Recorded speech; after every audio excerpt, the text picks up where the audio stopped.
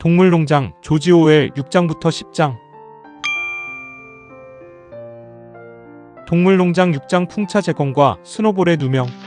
그해 내내 동물들은 노예처럼 일했습니다. 하지만 그들은 일에 만족했고 어떤 노력이나 희생도 마다하지 않았습니다. 자신들이 흘리는 땀방울이 오롯이 자신들과 미래의 후손들을 위한 것이지 게으르고 도둑질이나 일삼는 인간들을 배불리기 위한 것이 아님을 잘 알고 있었기 때문입니다. 봄과 여름 내내 그들은 주 60시간씩 일했고 8월이 되자 나폴레옹은 일요일 오후에도 일을 해야 한다고 발표했습니다. 물론 이 작업은 전적으로 자발적이라고 했지만 만약 참여하지 않는 동물은 식량 배급량이 절반으로 줄어들 것이라는 단서가 붙었습니다. 그럼에도 불구하고 일손은 턱없이 부족해서 어떤 작업들은 미완성으로 남을 수밖에 없었습니다. 수확량은 전년보다 조금 줄었고 초여름에 뿌리작물을 심었어야 할 밭 두 곳은 제때 쟁기지를 못해 파종조차 하지 못했습니다. 다가오는 겨울이 꽤 혹독하리라는 것은 불 보듯 뻔했습니다. 풍차 건설은 예상치 못한 난관에 부딪혔습니다. 다행히 농장에는 석회암 채석장이 있었고 창고에는 모래와 시멘트도 넉넉히 쌓여 있어 건축 자재는 충분했습니다. 문제는 커다란 돌덩이를 적당한 크기로 부수는 방법이었습니다. 곡괭이나 쇠 지렛대를 써야 하는데 뒷발로만 서서 도구를 휘두를 수 있는 동물은 아무도 없었기 때문입니다. 몇 주 동안 헛고생만 하다가 누군가 기막힌 아이디어를 냈습니다. 바로 중력을 이용하는 것이었습니다. 채석장 바닥에는 건축에 쓰기엔 너무 큰 거대한 바위들이 널려 있었습니다. 동물들은 이 바위에 밧줄을 묶었습니다. 소, 말, 양 등 밧줄을 잡을 수 있는 모든 동물이 달라붙었고 힘이 붙일 때는 돼지들까지 합세했습니다. 그들은 필사적으로 아주 느릿느릿하게 바위를 채석장 꼭대기까지 끌어올렸습니다. 그리고 벼랑 끝에서 바위를 굴려 떨어뜨렸습니다. 쿵 하는 소리와 함께 바위는 산산조각이 났습니다. 부서진 돌을 옮기는 일은 비교적 수월했습니다. 말들은 수레에 싣고 양들은 돌덩이를 하나씩 끌었으며 뮤리엘과 벤자민도 낡은 유모차에 멍에를 메고 한몫 거들었습니다. 늦여름이 되자 충분한 양의 돌이 모였고 그때부터 돼지들의 감독하에 본격적인 공사가 시작되었습니다. 하지만 그것은 끔찍하게 느리고 고된 과정이었습니다. 바위 하나를 꼭대기까지 끌어올리는 데만 꼬박 하루가 걸리기도 했고 기껏 떨어뜨렸는데 깨지지 않는 경우도 있었습니다. 다른 모든 동물의 힘을 합친 것만큼이나 강력한 힘을 가진 복서가 없었다면 엄두도 못 낼 일이었습니다. 바위가 미끄러져 동물들이 언덕 아래로 끌려 내려가며 비명을 지를 때면 언제나 복서가 버티고 서서 밧줄을 팽팽하게 당겨 멈춰 세웠습니다. 숨을 헐떡이며 발굽으로 땅을 파고들고 거대한 옆구리가 땀으로 흥건히 젖은 채 한 치씩 힘겹게 비탈길을 오르는 복서의 모습은 모두에게 경이로움 그 자체였습니다. 클로버는 가끔 복서에게 너무 무리하지 말라고 걱정했지만 복서는 듣지 않았습니다. 그의 좌우명인 나는 더 열심히 일하겠다와 나폴레옹은 언제나 옳다는 그에게 모든 문제에 대한 완벽한 해답이었습니다. 그는 수탉에게 부탁해 아침 기상 시간을 30분에서 45분 더 앞당겼습니다. 그리고 얼마 안 되는 휴식 시간에도 혼자 채석장으로 가서 깨진 돌을 한가득 싣고 풍차턱까지 끌어 나르곤 했습니다. 그의 여름 동물들은 고된 노동에도 불구하고 그럭저럭 지낼만 했습니다. 존스 시절보다 먹이가 더 많지는 않았지만 그렇다고 부족하지도 않았습니다. 사치스러운 인간 5명을 먹여 살릴 필요 없이 오직 자신들만 먹으면 된다는 이점이 워낙 커서 웬만한 어려움쯤은 거뜬히 상쇄하고도 남았습니다. 게다가 여러 면에서 동물들의 방식이 더 효율적이었습니다. 잡초 제거 같은 일은 인간의 손보다 동물들이 훨씬 꼼꼼하게 처리할 수 있었습니다. 또 동물들이 도둑질을 하지 않으니 목초지와 경작지를 구분하는 울타리가 필요 없어졌고 울타리와 대문을 관리하는 데 드는 노동력도 크게 줄었습니다. 그러나 여름이 깊어지면서 예상치 못한 물자 부족 현상이 나타나기 시작했습니다. 등유, 파라핀, 기름, 못, 실, 개, 사료, 말발, 금용, 철 등은 농장에서 생산할 수 없는 것들이었습니다. 나중에는 씨앗, 인공 비료, 각종 도구, 그리고 풍차에 들어갈 기계 장치까지 필요하게 될 터였습니다. 이런 것들을 도대체 어떻게 구할지 아무도 묘안을 내지 못했습니다. 어느 일요일 아침 동물들이 지시를 받기 위해 모였을 때 나폴레옹이 새로운 정책을 발표했습니다. 이제부터 동물농장은 이웃 농장들과 교역을 하겠다는 것이었습니다. 물론 상업적인 돈벌이가 목적이 아니라 시급한 자재를 구하기 위해서라고 했습니다. 풍차 건설이 무엇보다 최우선 과제라고 그는 강조했습니다.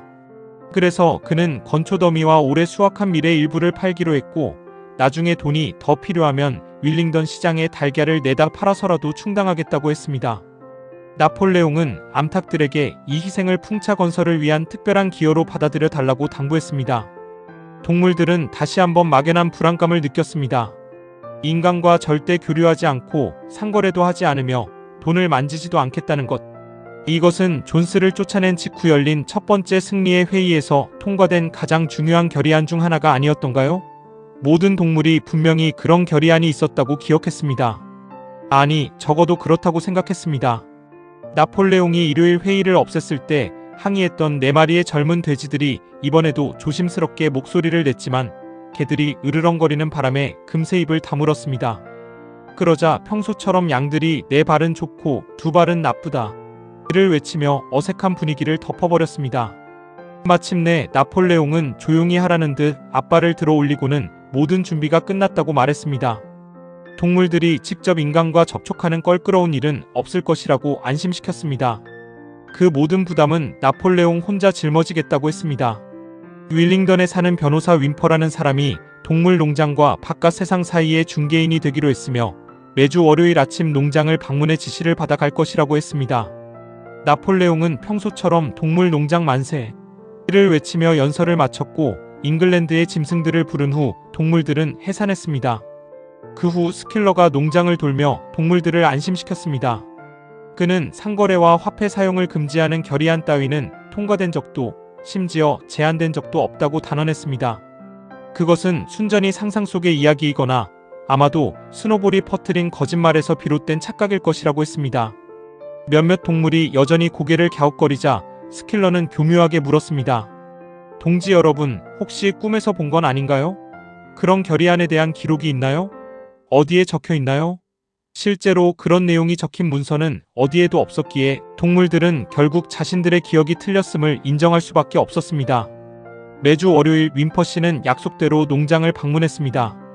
그는 구레나룻을 기른 교활한 인상의 조그만 사내로 규모는 작지만 눈치 하나는 기막히게 빠른 변호사였습니다. 그는 동물 농장에 중개인이 필요할 것이고 그 수수료가 꽤 쏠쏠하리라는 것을 누구보다 먼저 알아챈 인물이었습니다.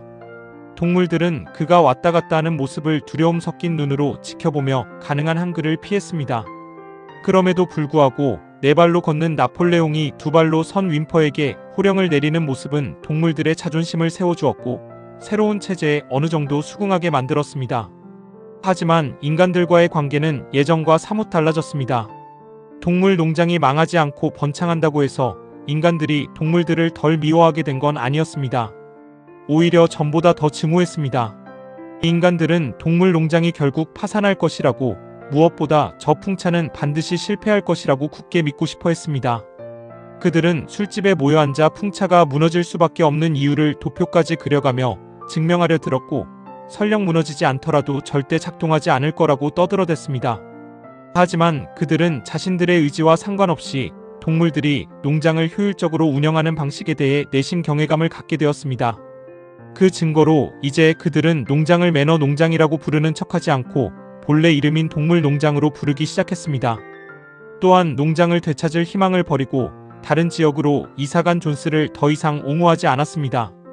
윈퍼를 통해서만 외부와 소통했지만 나폴레옹이 곧 폭스우드의 필킹턴이나 핀치필드의 프레더릭 중 한 사람과 본격적인 거래를 트게 될 거라는 소문이 돌았습니다.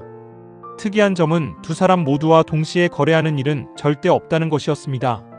바로 이 무렵 돼지들이 갑자기 거처를 농가 안으로 옮겼습니다. 동물들은 예전에 농가 거주를 반대하는 결의안이 있었던 것 같아 다시 술렁거렸지만 스킬러는 이번에도 그들을 감쪽같이 설득했습니다. 그는 농장의 두뇌인 돼지들이 머리를 쓰려면 조용한 공간이 절대적으로 필요하다고 역설했습니다. 또한 지도자, 최근 스킬러는 나폴레옹을 꼬박꼬박 지도자 동지라고 불렀습니다. 위험을 생각할 때 지저분한 돼지우리보다는 번듯한 집에서 지내는 것이 격식에 맞는다고 했습니다.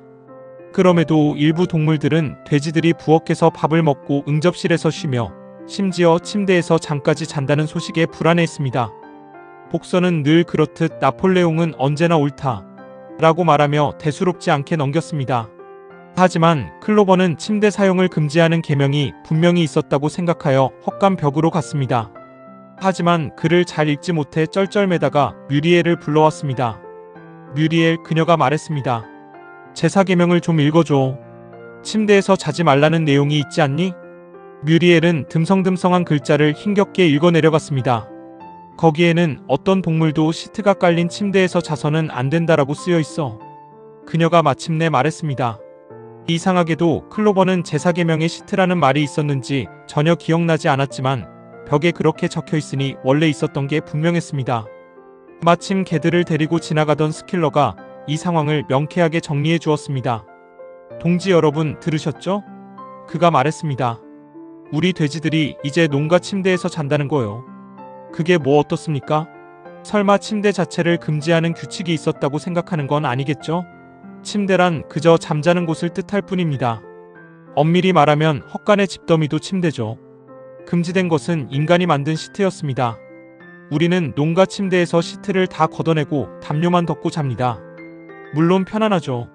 하지만 동지 여러분, 요즘 우리가 짊어진 막중한 두뇌 노동을 생각하면 그 정도 휴식은 필요하지 않겠습니까? 여러분은 우리의 휴식을 뺏고 싶진 않겠죠? 우리가 너무 피곤해서 임무를 제대로 못하길 바라진 않겠죠? 설마 여러분 중 누구도 존스가 돌아오는 걸 보고 싶진 않겠죠?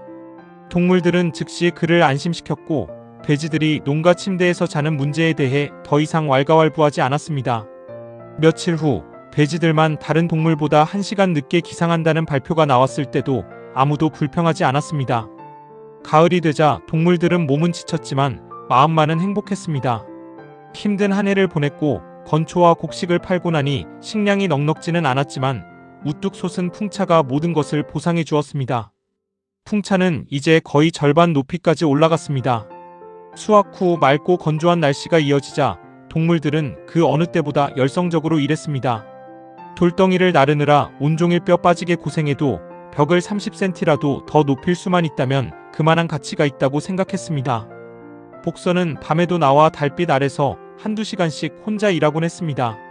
틈날 때마다 동물들은 반쯤 완성된 풍차 주위를 돌며 경고하고 웅장한 자태에 감탄했고 자신들의 손으로 이런 걸 지었다는 사실에 뿌듯해했습니다. 오직 늙은 벤자민만이 시큰둥했습니다. 풍차에 대해 물으면 그는 여전히 당나귀는 오래 산다네라는 수수께끼 같은 말만 남길 뿐이었습니다. 11월이 되자 남서풍이 거세게 불기 시작했습니다. 땅이 너무 질척거려 시멘트를 섞을 수가 없었고 공사는 중단되었습니다.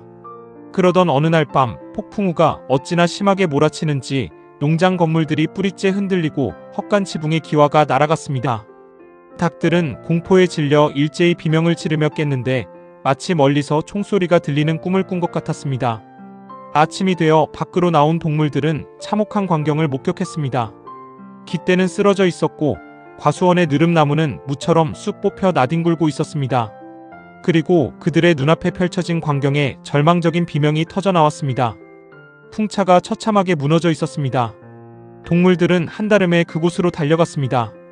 평소 느릿느릿 걷던 나폴레옹조차 앞장서서 뛰었습니다. 그렇습니다. 그들의 피땀 어린 결실이 바닥까지 무너져 내려 있었고 힘들게 깨고 날랐던 돌들은 사방으로 흩어져 있었습니다. 처음에는 말문이 막혀 멍하니 돌무더기만 바라보았습니다. 나폴레옹은 말없이 서성거리며 가끔 땅 냄새를 맡았습니다. 그의 꼬리가 뻣뻣하게 굳어 좌우로 획획 움직였는데 이는 그가 머리를 맹렬히 굴리고 있다는 신호였습니다. 갑자기 그가 결심한 듯 멈춰 섰습니다. 동지들이여, 그가 조용히 입을 열었습니다. 누가 이런 짓을 했는지 아십니까? 밤사이 몰래 들어와 우리의 풍차를 무너뜨린 원수가 누구인지 아십니까? 스노볼입니다. 그는 갑자기 천둥 같은 목소리로 포효했습니다. 스노볼이 이 짓을 저질렀습니다.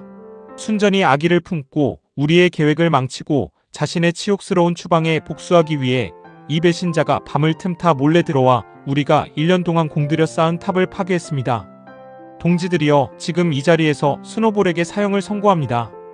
그를 정의의 심판대에 세우는 동물에게는 동물 영웅 2등급 훈장과 사과 18리터를, 산채로 잡는 동물에게는 사과 한 부쉐를 포상으로 내리겠습니다. 동물들은 스노볼이 그런 끔찍한 짓을 저질렀다는 사실에 큰 충격을 받았습니다. 분노의 함성이 터져나왔고 모두들 스노볼이 다시 나타나면 어떻게 잡을지 궁리하기 시작했습니다. 얼마 지나지 않아 언덕 근처 풀밭에서 돼지 발자국이 발견되었습니다. 발자국은 몇 미터 정도 이어지다 울타리 구멍 쪽으로 사라졌습니다. 나폴레옹은 코를 박고 킁킁거리더니 단호하게 스노볼의 발자국이라고 선언했습니다. 그는 스노볼이 폭스우드 농장 쪽에서 왔을 거라고 추측했습니다. 발자국 조사를 마친 나폴레옹이 외쳤습니다. 동지들이여, 더 이상 지체할 시간이 없다. 우리가 해야 할 일은 명백하다. 오늘 아침 당장 풍차 재건을 시작할 것이다. 겨울 내내 비가 오나 눈이 오나 쉬지 않고 지을 것이다. 저 비열한 배신자에게 우리의 의지가 그렇게 쉽게 꺾이지 않는다는 것을 보여주자. 동지들이여, 우리의 계획은 한치의 오차도 없이 진행되어야 한다. 전진하라. 풍차 만세. 동물농장 만세. 동물농장 7장. 혹독한 겨울과 공포의 숙청. 매서운 겨울이었습니다. 폭풍우가 몰아치더니 진눈깨비와 눈이 이어졌고 2월이 한참 지나서야 녹을 정도로 혹독한 서리가 내렸습니다. 동물들은 바깥 세상이 자신들을 지켜보고 있다는 것을, 그리고 시기심 많은 인간들이 풍차가 제때 완성되지 않으면 얼마나 기뻐하고 환호할지 잘 알고 있었기에 추위와 배고픔을 견디며 최선을 다해 풍차 재건에 매달렸습니다. 인간들은 앙심을 품고 스노볼이 풍차를 부셨다는 사실을 믿지 않는 척했습니다. 그들은 풍차벽이 너무 얇아서 무너진 것이라고 주장했습니다. 동물들은 그게 사실이 아니라는 걸 알았지만 만약의 사태에 대비해 이번에는 벽 두께를 예전 45cm보다 2배나 두꺼운 90cm로 쌓기로 결정했습니다. 이는 훨씬 더 많은 양의 돌을 모아야 한다는 뜻이었습니다. 한동안 채석장은 눈더미에 파묻혀 아무것도 할 수 없었습니다. 이후 날씨가 건조해지고 땅이 얼어붙으면서 어느 정도 진척은 있었지만 작업은 고되기 그지없었고 동물들은 예전처럼 희망에 차 있지 못했습니다. 그들은 늘 추위에 떨었고 언제나 배가 고팠습니다. 오직 복서와 클로버만이 결코 낙심하지 않았습니다. 스킬러는 봉사의 기쁨과 노동의 존엄성에 대해 훌륭한 연설을 늘어놓았지만 다른 동물들은 그 말보다 복서의 강인한 모습에서 더 큰 영감을 얻었습니다. 복서는 언제나처럼 나는 더 열심히 일하겠다 라고 외치며 묵묵히 일했습니다. 1월이 되자 식량 사정이 급격히 나빠졌습니다. 옥수수 배급량이 크게 줄었고 이를 보충하기 위해 감자를 추가로 배급하겠다는 발표가 나왔습니다. 하지만 감자 저장고를 지프로 충분히 덮어두지 않은 탓에 대부분이 얼어버린 것으로 밝혀졌습니다. 감자는 물러지고 색이 변해 먹을 수 있는 것은 거의 없었습니다. 며칠 동안 가축들은 겨와 옥수수죽 외에는 아무것도 먹지 못했습니다. 굶주림이 코앞에 닥친 것처럼 보였습니다. 이 사실을 외부 세계에 숨기는 것이 무엇보다 중요했습니다. 풍차 붕괴 사건에 힘입어 인간들은 동물농장에 대한 새로운 거짓말을 지어내기 시작했습니다. 모든 동물이 굶주림과 질병으로 죽어가고 있으며 끊임없이 서로 싸우고 심지어 서로 잡아먹거나 새끼를 죽이는 끔찍한 일까지 벌어지고 있다는 소문이 다시 퍼졌습니다. 나폴레옹은 식량 부족 사실이 알려지면 어떤 나쁜 결과가 초래될지 잘 알았기에 윈퍼씨를 이용해 정반대의 인상을 심어주기로 했습니다. 지금까지 동물들은 윈퍼씨가 매주 방문할 때 그와 거의 접촉하지 않았지만 이제부터는 선별된 몇몇 동물주로 양들에게 지시를 내려 윈퍼씨가 들을 수 있는 곳에서 배급량이 늘어났다고 무심코 말하게 시켰습니다. 또한 나폴레옹은 텅 비어가는 저장고통에 모래를 가득 채운 뒤 그 위에 남은 곡식과 곡물 가루를 덮어놓도록 명령했습니다. 그리고 적당한 핑계를 대어 윈퍼를 창고로 데려가 그 통을 슬쩍 보여주었습니다. 윈퍼는 감쪽같이 속아 넘어갔고 동물농장에 식량 부족은 없다고 외부에 계속 보고했습니다. 하지만 1월 말쯤 되자 어떻게든 곡물을 외부에서 구해와야 한다는 사실이 분명해졌습니다. 이 시기에 나폴레옹은 거의 모습을 드러내지 않고 사납게 생긴 개들이 문마다 지키고선 농가 안에서만 지냈습니다. 어쩌다 그가 밖으로 나올 때면 6마리의 개가 그를 에워싸고 으르렁거리며 삼엄하게 호위했습니다. 그는 일요일 아침 조회에도 나오지 않았고 다른 돼지들, 주로 스킬러를 통해 명령을 전달했습니다. 어느 일요일 아침 스킬러는 막 알을 낳기 시작한 암탉들에게 달걀을 바치라고 발표했습니다. 나폴레옹이 윈퍼를 통해 일주일에 달걀 400개를 공급하는 계약을 맺었다는 것입니다. 이 달걀을 판 돈으로 여름이 와서 사정이 나아질 때까지 농장을 유지할 곡물과 사료를 살 수 있다고 했습니다. 암탉들은 이 소식을 듣고 비명을 지르며 끔찍하게 울부짖었습니다. 예전에 이런 희생이 필요할지도 모른다는 경고를 듣긴 했지만 실제로 일어날 줄은 꿈에도 몰랐던 것입니다. 봄철 병아리 부화를 위해 알품을 준비를 하던 암탉들은 지금 알을 빼앗아가는 것은 살인이나 다름없다고 거세게 항의했습니다. 존스가 쫓겨난 이후 처음으로 반란에 가까운 소동이 벌어졌습니다. 3마리의 어린 블랙 미노르카 종 암탉들이 주도하여 나폴레옹의 뜻을 꺾기 위해 필사적으로 저항했습니다. 그들은 석가래 지붕 받침목 위로 날아올라 거기서 알을 낳아 바닥에 떨어뜨려 깨버리는 방법을 썼습니다. 나폴레옹은 신속하고 무자비하게 대응했습니다. 그는 암탉들에게 먹이를 주지 말라고 명령했고 암탉에게 옥수수한 알이라도 주는 동물은 사형에 처하겠다고 선포했습니다. 개들이 이 명령을 철저히 감시했습니다. 암탉들은 닷새 동안 버텼지만 결국 항복하고 둥지로 돌아갔습니다. 그동안 9마리의 암탉이 굶어 죽었습니다. 닭들의 시체는 과수원에 묻혔고 대외적으로는 콕시듐증가금류 질병으로 죽었다고 발표되었습니다. 윈퍼는 이 사건에 대해 전혀 알지 못했고 달걀은 예정대로 배달되었습니다. 식료품점 트럭이 일주일에 한 번씩 농장으로 와서 달걀을 실어갔습니다. 그동안 스노볼의 행방은 묘연했습니다. 그가 이웃 농장인 폭스우드나 핀치필드 중 한 곳에 숨어 있다는 소문만 무성했습니다. 나폴레옹은 이전보다 다른 농장주들과 관계가 조금 나아진 상태였습니다. 마침 농장 마당에는 10년 전 너도밤나무 숲을 개간할 때 쌓아둔 목재 더미가 있었습니다. 목재는 아주 잘 건조되어 있었고 윈퍼는 나폴레옹에게 그것을 팔라고 조언했습니다. 필킹턴 씨와 프레더릭 씨 모두 그 목재를 탐냈습니다. 나폴레옹은 두 사람 사이에서 누구에게 팔지 결정을 내리지 못하고 망설였습니다. 재미있는 것은 나폴레옹이 프레더릭과 계약하려는 낌새가 보이면 스노볼이 폭스우드에 숨어 있다는 소문이 돌았고 반대로 필킹턴 쪽으로 마음이 기울면 스노볼이 핀치필드에 있다는 소문이 돌았다는 점입니다. 어느 이른 봄 갑자기 놀라운 사실이 밝혀졌습니다. 스노볼이 밤마다 몰래 농장에 드나들고 있었다는 것입니다. 동물들은 너무 놀라서 밤에 잠도 제대로 못 잘 지경이었습니다. 매일 밤 스노볼이 어둠을 틈타 살금살금 들어와 온갖 행패를 부린다는 소문이 파다했습니다. 옥수수를 훔치고 우유통을 엎고 달걀을 깨뜨리고 씨앗을 심은 밭을 짓밟고 과일나무 껍질을 갉아먹는다는 것이었습니다. 이제 농장에서 뭔가 나쁜 일이 생기면 무조건 스노볼 탓으로 돌리는 것이 일상이 되었습니다. 창문이 깨지거나 배수구가 막히면 누군가 틀림없이 스노볼이 밤에 와서 한 짓이라고 했고 창고 열쇠를 잃어버리면 온 농장 식구들이 스노볼이 우물에 던져버렸다고 확신했습니다. 신기하게도 잃어버린 열쇠가 곡물 자루 밑에서 발견된 후에도 동물들은 여전히 스노볼의 소행이라고 믿었습니다. 소들은 스노볼이 몰래 들어와 자는 동안 젖을 짜먹었다고 입을 모았고 겨울 내내 골칫거리였던 쥐들도 스노볼과 한패라는 소문이 돌았습니다. 나폴레옹은 스노볼의 행적을 철저히 조사하라고 명령했습니다. 그는 개들을 대동하고 농장 건물들을 샅샅이 뒤지기 시작했고 다른 동물들은 존경심과 두려움을 안고 거리를 둔 채 뒤따랐습니다. 나폴레옹은 몇 걸음마다 멈춰서서 스노볼의 발자국을 찾기 위해 땅을 킁킁거렸습니다. 그는 냄새만으로 스노볼의 흔적을 감지할 수 있다고 했습니다.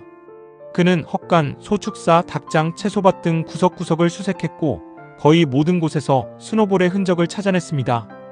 그는 코를 땅에 대고 몇 번 깊이 킁킁거린 후 무시무시한 목소리로 외쳤습니다. 스노볼, 그자가 여기 왔었어. 냄새가 아주 진동을 하는군. 스노볼. 이라는 이름이 나오자마자 곁에 있던 개들은 소름 끼치는 으르렁거림을 내뱉으며 날카로운 이빨을 드러냈습니다. 동물들은 공포에 질렸습니다. 스노볼은 마치 보이지 않는 악령처럼 공기 중에 떠다니며 그들을 위협하는 것 같았습니다. 저녁이 되자 스킬러가 동물들을 불러 모았습니다. 그는 잔뜩 겁에 질린 표정으로 아주 심각한 소식이 있다고 말했습니다. 동지 여러분, 스킬러가 불안하게 깡충거리며 외쳤습니다. 끔찍한 사실이 발각되었습니다. 스노볼이 핀치필드 농장의 프레더릭에게 매수되었습니다. 그는 지금 프레더릭과 함께 우리를 공격하고 농장을 빼앗을 음모를 꾸미고 있습니다. 공격이 시작되면 스노볼이 앞장서서 길잡이 노릇을 하기로 했다고 합니다. 하지만 더 충격적인 사실이 있습니다. 우리는 스노볼의 반란이 단순히 그의 헛된 욕망 때문이라고 생각했지만 우리가 틀렸습니다. 동지 여러분, 진짜 이유가 뭔지 아십니까? 스노볼은 처음부터 존스와 한패였습니다. 그는 처음부터 존스가 심어놓은 비밀 요원이었습니다. 우리가 방금 발견한 비밀 문서들이 그 모든 것을 증명해 줍니다. 이로써 많은 의문이 풀리지 않습니까? 동지 여러분, 우리가 직접 보지 않았습니까? 그가 외양간 전투에서 우리를 패배시키고 파멸로 몰아넣으려 했던 그 순간을요. 다행히 실패했지만 말입니다. 동물들은 어리둥절했습니다.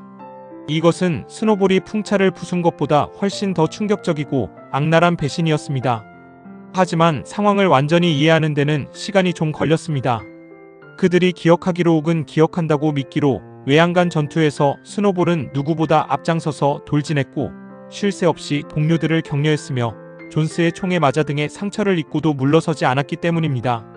이 모든 영웅적인 모습이 어떻게 존스의 첩자라는 사실과 연결될 수 있는지 도무지 이해가 가지 않았습니다. 평소 의문을 제기하지 않던 복서조차 혼란스러워했습니다. 그는 바닥에 엎드려 앞발을 몸 아래로 집어넣고 눈을 감은 채 복잡한 머릿속을 정리하려 애썼습니다. 난 그렇게 생각하지 않아. 복서가 마침내 입을 열었습니다. 스노볼은 외양간 전투에서 용감하게 싸웠어. 내 눈으로 똑똑히 봤다고. 우리가 전투 직후에 그에게 1급 동물 영웅 훈장을 주지 않았나? 동지, 그건 우리의 실수였어. 이제 우리는 진실을 알아. 비밀 문서를 보니 스노볼은 사실 우리를 함정에 빠뜨리려 했던 거야. 스킬러가 반박했습니다. 하지만 그는 부상을 입었잖아. 복서가 지지 않고 말했습니다. 우리 모두 그가 피를 흘리며 뛰어가는 걸 봤다고. 그건 다 짜여진 각본이었어. 스킬러가 소리쳤습니다. 존스의 총알은 스치듯 지나갔을 뿐이야. 자네가 글만 읽을 줄 안다면 존스가 직접 쓴 증거를 보여줄 수도 있어. 그들의 계획은 결정적인 순간에 스노볼이 도망 신호를 보내 적에게 승리를 안겨주는 것이었어. 그리고 거의 성공할 뻔했지. 동지 여러분, 우리의 위대한 지도자 나폴레옹 동지가 아니었다면 정말로 그렇게 되었을 겁니다. 존스와 그 일당이 마당으로 들어온 바로 그 순간 스노볼이 갑자기 등을 돌려 도망쳤고 많은 동물이 그를 따라갔던 걸 기억 못합니까? 그리고 공포가 퍼지고 모든 게 끝났다고 생각했던 그때 나폴레옹 동지가 인류에게 죽음을 이라고 외치며 뛰쳐나가 존스의 다리를 물어뜯었던 것도 기억나지 않습니까? 분명히 기억할 텐데요. 스킬러가 당시 상황을 너무나 생생하게 묘사하며 뛰어다니자 동물들은 정말 그런 일이 있었던 것 같은 착각에 빠졌습니다. 적어도 전투의 결정적인 순간에 스노볼이 후퇴했던 것만은 기억났으니까요. 하지만 복서는 여전히 개운치 않았습니다. 나는 스노볼이 처음부터 배신자였다고는 생각하지 않아. 복서가 뚝심 있게 말했습니다. 그가 나중에 변했을지는 몰라도 적어도 외양간 전투 때까지는 훌륭한 동지였다고 믿어. 그러자 스킬러는 아주 천천히 그리고 단호한 목소리로 쐐기를 박았습니다. 우리의 지도자이신 나폴레옹 동지께서 단호하게 말씀하셨습니다. 스노볼은 처음부터 그렇습니다. 반란이 일어나기 훨씬 전부터 존스의 첩자였다고 말입니다. 아, 그건 얘기가 다르군. 복서가 태도를 바꿨습니다. 나폴레옹 동지가 그렇게 말씀하셨다면 틀림없이 맞는 말일 거야. 바로 그 정신입니다, 동지. 스킬러가 외쳤습니다. 하지만 그의 작고 반짝이는 눈이 복서를 아주 못마땅하게 마치 꿰뚫어 볼 듯 노려보는 것은 아무도 눈치채지 못했습니다. 그는 돌아서려다 멈춰서서 의미심장하게 덧붙였습니다. 이 농장의 모든 동물에게 경고합니다. 눈을 크게 뜨고 조심하십시오. 스노볼의 비밀 요원들이 지금 이 순간 우리들 사이에 숨어 있을지도 모르니 말입니다. 나흘 후 늦은 오후에 나폴레옹은 모든 동물을 마당에 집합시켰습니다. 동물들이 다 모이자 나폴레옹이 훈장 2개, 최근 스스로에게 수여한 1급과 2급 동물 영웅 훈장을 가슴에 달고 농가에서 나왔습니다. 9마리의 거대한 개들이 그의 주위를 맴돌며 으르렁거리는 소리에 동물들은 등골이 오싹해졌습니다. 마치 끔찍한 일이 벌어질 것을 예감이라도 한 듯 모두 숨을 죽이고 제자리에 웅크리고 있었습니다. 나폴레옹은 엄숙한 표정으로 동물들을 둘러보다가 갑자기 날카로운 신음소리를 냈습니다. 그러자 즉시 개들이 총알처럼 튀어나가 돼지 4마리의 귀를 물고 나폴레옹의 발치로 끌고 왔습니다. 돼지들은 고통과 공포에 질려 비명을 질렀고 귀에서는 피가 흘렀습니다. 개들은 피맛을 보더니 잠시 미쳐버린 듯 날뛰었습니다. 그때 놀라운 일이 벌어졌습니다.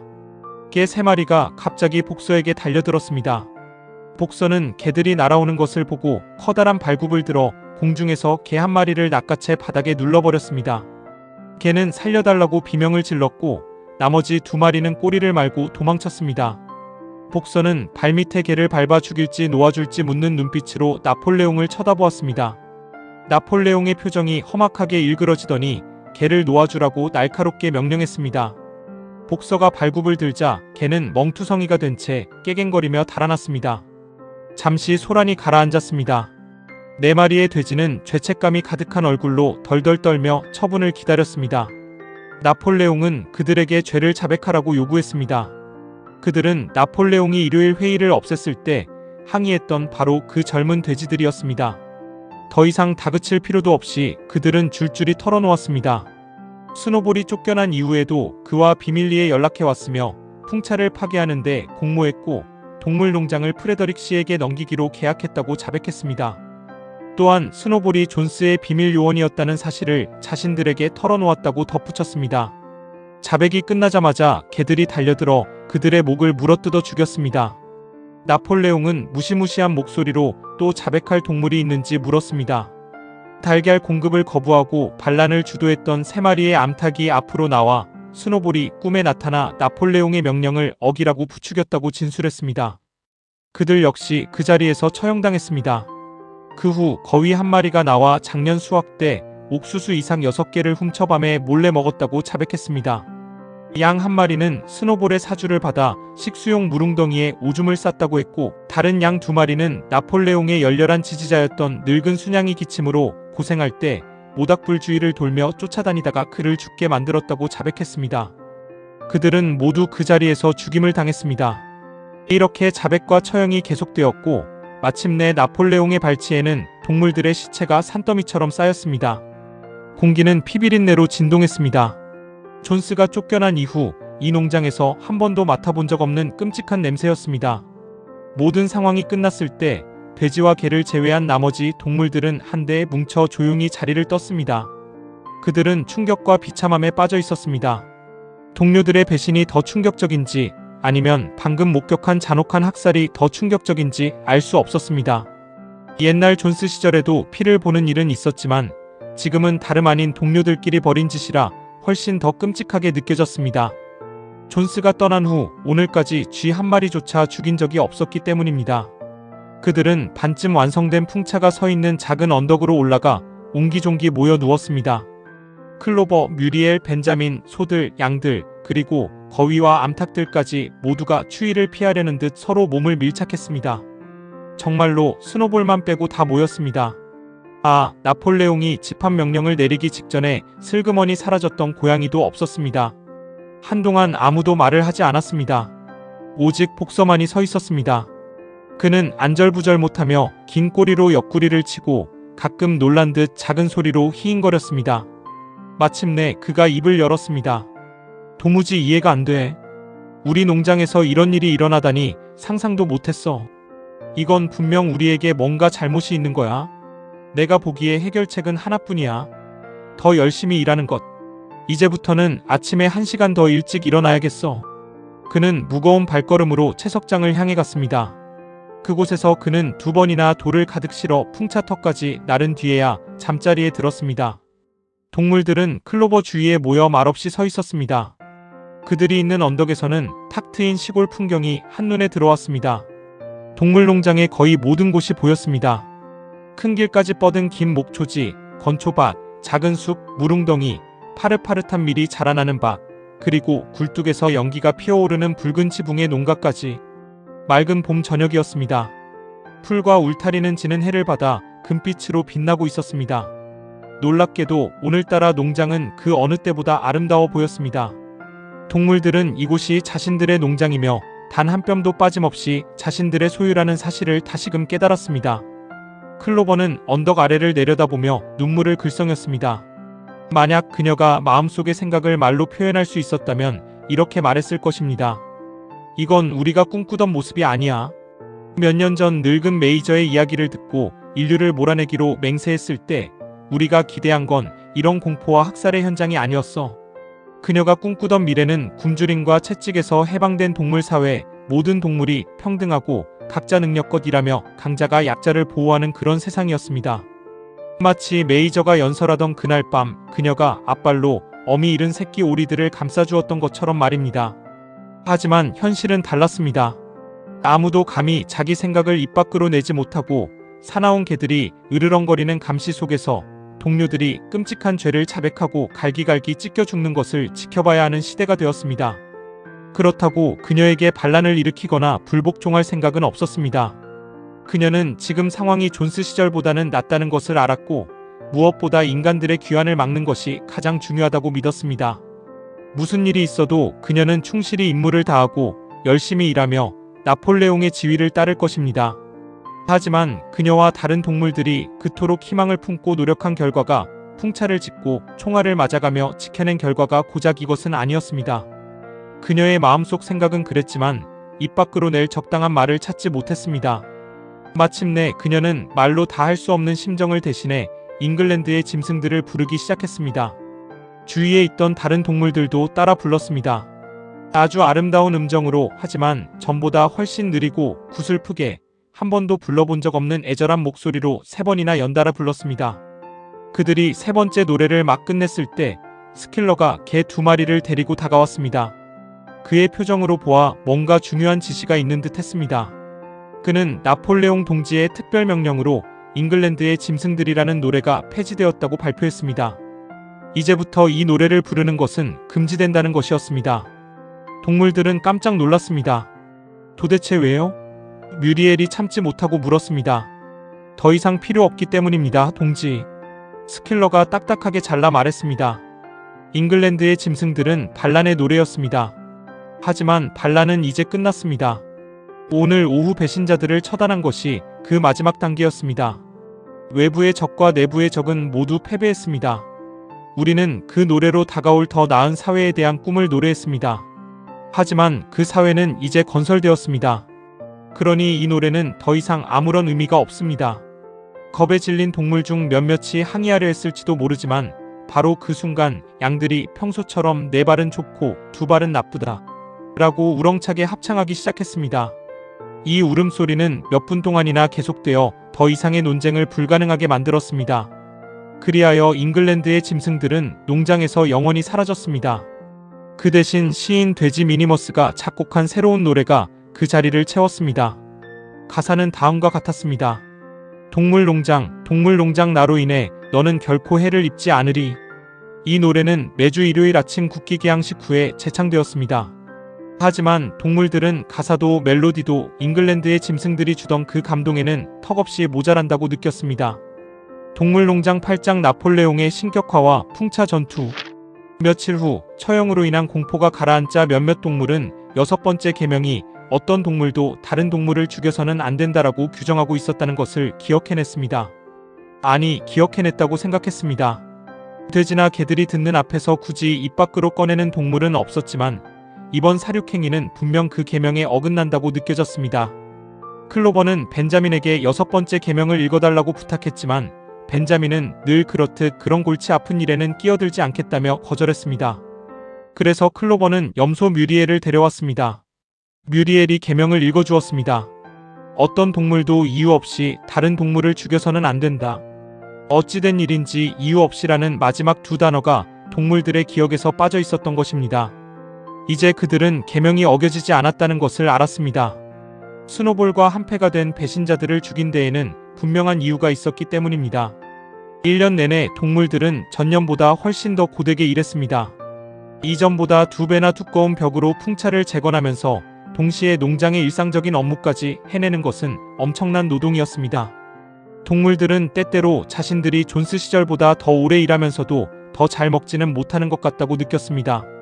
일요일 아침이면 스킬러는 긴 종이를 앞발로 누르고 각종 식량 생산량이 200%, 300%, 심지어 500%까지 증가했다는 수치 목록을 읽어주곤 했습니다. 동물들은 그를 믿지 않을 이유가 없었습니다. 특히 반란 이전의 상황이 어떠했는지 더 이상 명확하게 기억하지 못했기 때문입니다. 그럼에도 불구하고 그들은 때때로 수치는 좀 줄더라도 당장 먹을 음식이 더 많았으면 좋겠다고 생각하며 힘든 날들을 보냈습니다. 이제 모든 명령은 스킬러나 다른 돼지들을 통해 전달되었습니다. 나폴레옹 자신은 2주에 한 번 정도밖에 대중 앞에 모습을 드러내지 않았습니다. 그가 나타날 때는 호위병 개들뿐만 아니라 검은 수탉 한 마리가 그 앞에서 행진하며 나팔수처럼 꼿꼿하고 크게 울어 나폴레옹의 등장을 알렸습니다. 심지어 농가 안에서도 나폴레옹은 다른 돼지들과 따로 방을 썼다고 합니다. 그는 2마리의 개를 시중들게 하여 혼자 식사했고 항상 응접실 유리 진열장에 있던 고급 크라운 더비 식기 세트를 사용했습니다. 또한 나폴레옹의 생일도 반란 기념일들처럼 매년 대포를 쏘아 축하할 것이라고 발표되었습니다. 이제 나폴레옹은 더 이상 단순히 나폴레옹이라고 불리지 않았습니다. 그는 항상 우리의 지도자, 나폴레옹 동지라는 정식 칭호로 불렸고 돼지들은 그에게 모든 동물의 아버지, 인류의 공포, 양 우리 수호자, 오리 새끼들의 친구 같은 거창한 별명을 붙여주었습니다. 스킬러는 연설할 때마다 눈물을 흘리며 나폴레옹의 지혜와 선량한 마음, 그리고 전 세계 동물들, 특히 다른 농장에서 무지와 노예 생활 속에 살아가는 불쌍한 동물들에 대한 나폴레옹의 깊은 사랑을 찬양하곤 했습니다. 농장에서 일어나는 모든 성공과 행운을 나폴레옹의 공으로 돌리는 것이 관례가 되었습니다. 암탉 한 마리가 다른 암탉에게 우리의 지도자, 나폴레옹 동지의 지도 아래 6일 만에 알을 5개나 낳았어 라고 말하는 것을 흔히 들을 수 있었고, 소들이 물을 마시며 나폴레옹 동지의 지도력 덕분에 이 물맛이 정말 끝내주네 라고 감탄하는 것도 볼 수 있었습니다. 농장의 전반적인 분위기는 미니머스가 지은 나폴레옹 동지라는 시에 잘 담겨 있는데 그 내용은 다음과 같습니다. 고아들의 친구, 행복의 샘, 엄지죽통의 주인이시여. 내 영혼은 불타오릅니다. 당신의 차분하고 위험 있는 눈빛을 볼 때면 마치 하늘의 태양과도 같은. 오 나폴레옹 동지여. 당신은 당신의 피조물들이 사랑하는 모든 것을 주시는 분, 하루 2번 배불리 먹고 깨끗한 집 위에서 뒹굴 수 있게 해주시고 큰 짐승이든 작은 짐승이든 모두 마구간에서 평화롭게 잠들게 하십니다. 당신은 모든 것을 지켜보십니다. 오 나폴레옹 동지여. 내게 젖먹이 새끼 돼지가 있다면 그 아이가 커서 맥주병만 하게 되거나 밀방망이만 해지기 전에 가장 먼저 배워야 할 것은 당신에게 충성하고 진실한 마음을 갖는 것. 네, 그 아이의 첫 번째 꿀꿀거리는 소리는 이래야 합니다. 나폴레옹 동지. 나폴레옹은 이 시를 아주 마음에 들어해서 7계명이 적힌 곳 반대편 큰 헛간 벽에 새겨놓도록 했습니다. 그 위에는 스킬러가 흰 페인트로 그린 나폴레옹의 옆모습 초상화가 걸렸습니다. 한편 윈퍼를 통해 나폴레옹은 프레더릭, 필킹턴과 복잡한 협상을 벌이고 있었습니다. 쌓여있는 목재 더미는 여전히 팔리지 않았습니다. 프레더릭이 더 간절히 원했지만 그는 합리적인 가격을 제시하지 않았습니다. 동시에 프레더릭과 그의 부하들이 동물농장을 공격하고 풍차를 파괴하려는 음모를 꾸미고 있다는 소문이 다시 돌기 시작했습니다.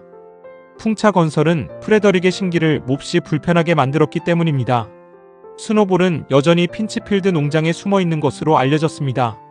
한여름 동물들은 3마리의 암탉이 스노볼의 사주를 받아 나폴레옹을 암살하려 했다고 자백했다는 소식에 경악했습니다. 암탉들은 즉시 처형되었고 나폴레옹의 안전을 위해 새로운 조치가 취해졌습니다. 밤에는 4마리의 개가 침대 내 귀퉁이를 지켰고 핑크아이라는 어린 돼지에게는 기미상궁 임무가 주어졌습니다. 그는 나폴레옹이 식사하기 전에 음식에 독이 없는지 먼저 맛을 보아야 했습니다. 거의 같은 시기에 나폴레옹이 필킹턴 씨에게 목재를 팔기로 했다는 소문이 퍼졌습니다. 또한 동물농장과 폭스우드 사이에 정기적인 물물 교환 계약을 체결할 예정이라고 했습니다. 비록 윈퍼를 통한 간접적인 관계였지만 나폴레옹과 필킹턴 사이는 거의 우호적인 수준이 되었습니다. 동물들은 인간인 필킹턴을 불신했지만 두려워하고 증오하는 프레더릭보다는 훨씬 낫다고 생각했습니다. 여름이 깊어지고 풍차가 왕궁에 가까워질수록 곧 배신적인 공격이 있을 거라는 소문은 점점 더 무성해졌습니다. 프레더릭이 총으로 무장한 20명의 부하를 이끌고 쳐들어올 것이며 이미 치안판사와 경찰에게 뇌물을 주어 동물농장의 소유권 증서만 손에 넣으면 묵인해주기로 했다는 것입니다. 게다가 프레더릭이 핀치필드 농장의 동물들에게 저지르는 잔혹한 행위에 대한 끔찍한 소문들이 흘러나왔습니다. 늙은 말을 채찍질해 죽이고 소들을 굶기고 개를 화로에 던져 죽이며 저녁에는 닭들의 발에 면도날 조각을 묶어 서로 싸우게 하며 즐긴다는 것이었습니다. 동물들은 동족이 당하는 끔찍한 학대에 분노했고 당장 핀치필드로 쳐들어가 인간들을 몰아내고 동물들을 구해내자고 아우성쳤습니다. 하지만 스킬러는 성급한 행동을 자제하고 나폴레옹 동지의 전략을 믿으라고 다독였습니다. 그럼에도 프레더릭에 대한 반감은 극에 달했습니다. 어느 일요일 아침 나폴레옹이 헛간에 나타나 프레더릭에게 목재를 팔 생각은 단 한 번도 해본 적이 없다고 선언했습니다. 그는 그런 악당과 거래하는 것은 자신의 체면을 깎아먹는 일이라고 말했습니다. 반란 소식을 전하던 비둘기들은 이제 폭스우드 농장에는 얼씬도 하지 말라는 명령을 받았고 구호도 인류에게 죽음을 대신 프레더릭에게 죽음으로 바뀌었습니다. 늦여름 스노볼의 또 다른 음모가 드러났습니다. 밀밭에 잡초가 무성했는데 알고 보니 스노볼이 밤에 몰래 들어와 옥수수 씨앗에 잡초 씨앗을 섞어 놓았던 것입니다. 이 음모를 알고 있던 거위 한 마리가 스킬러에게 죄를 고백하고는 동말풀 열매를 삼켜 자살했습니다. 이제 동물들은 스노볼이 자신들이 믿어왔던 것처럼 1급 동물 영웅 훈장을 받은 적이 없다는 사실을 알게 되었습니다. 그것은 외양간 전투 직후 스노볼 자신이 퍼뜨린 거짓말에 불과했습니다. 훈장은커녕 그는 전투에서 비겁한 행동을 했다는 이유로 비난을 받았을 뿐이었습니다. 몇몇 동물은 이 이야기에 다시 한번 고개를 갸웃거렸지만 스킬러는 곧 그들의 기억이 잘못되었음을 납득시켰습니다. 가을이 되자 엄청난 노력 끝에 드디어 풍차가 완성되었습니다. 기계장치는 아직 설치해야 했고 윈퍼가 구입 협상을 진행 중이었지만 건물 자체는 웅장하게 완성된 상태였습니다. 온갖 어려움과 경험 부족, 열악한 도구, 불운, 그리고 스노볼의 방해 공작에도 불구하고 공사는 예정된 날짜에 정확히 마무리되었습니다. 지쳐 있었지만 자부심으로 가득 찬 동물들은 자신들의 걸작 주위를 돌고 또 돌았습니다. 처음 지었을 때보다 훨씬 더 아름다워 보였습니다. 게다가 벽은 2배나 두꺼워졌습니다. 이제 폭탄이라도 쓰지 않는 한 그 무엇도 이 풍차를 무너뜨릴 수 없을 것입니다. 동물들은 자신들이 겪은 고난과 좌절을 떠올리며 힘차게 돌아갈 풍차 날개와 달라질 미래를 생각하니 피곤함이 씻은 듯 사라졌습니다. 그들은 승리의 함성을 지르며 풍차 주위를 뛰어다녔습니다. 나폴레옹은 개들과 수탉을 대동하고 완성된 풍차를 시찰하러 나와 동물들의 노고를 치하하고 이 풍차의 이름을 나폴레옹 풍차라고 명명하겠다고 발표했습니다. 이틀 후 동물들은 특별회의를 위해 헛간에 모였습니다. 그런데 나폴레옹이 목재 더미를 프레더릭에게 팔았다고 발표하자 동물들은 너무 놀라 입을 다물지 못했습니다. 내일 프레더릭의 마차가 와서 목재를 실어갈 것이라고 했습니다. 나폴레옹은 필킹턴과 친한 척하면서 사실은 프레더릭과 비밀리에 거래를 하고 있었던 것입니다. 폭스우드와의 모든 관계는 끊어졌고 필킹턴에게는 모욕적인 메시지가 전달되었습니다. 비둘기들에게는 핀치필드 농장을 피하고 구호를 프레더릭에게 죽음을 해서 필킹턴에게 죽음을로 바꾸라는 지시가 떨어졌습니다. 나폴레옹은 프레더릭의 침공설은 완전히 날조된 거짓이며 그가 동물들을 학대한다는 소문도 크게 과장되었다고 안심시켰습니다. 이 모든 헛소문은 스노볼과 그 일당이 퍼뜨린 것일 가능성이 높다고 했습니다. 더욱 놀라운 것은 스노볼이 핀치필드 농장이 아니라 폭스우드 농장에서 호화롭게 살고 있으며 지난 몇 년간 필킹턴의 식객으로 지냈다는 사실이 밝혀졌습니다. 돼지들은 나폴레옹의 뛰어난 지략에 감탄했습니다. 필킹턴과 친한 척함으로써 프레더릭을 안달나게 만들어 목재 가격을 12파운드나 더 올려받게 했다는 것입니다. 하지만 스킬러는 나폴레옹의 진짜 천재성은 프레더릭조차 믿지 않았다는 데 있다고 설명했습니다.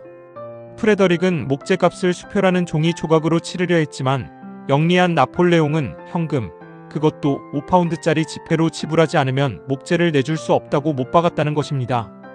프레더릭은 결국 돈을 지불했고 그 금액은 풍차 기계를 사기에 딱 맞는 액수였습니다.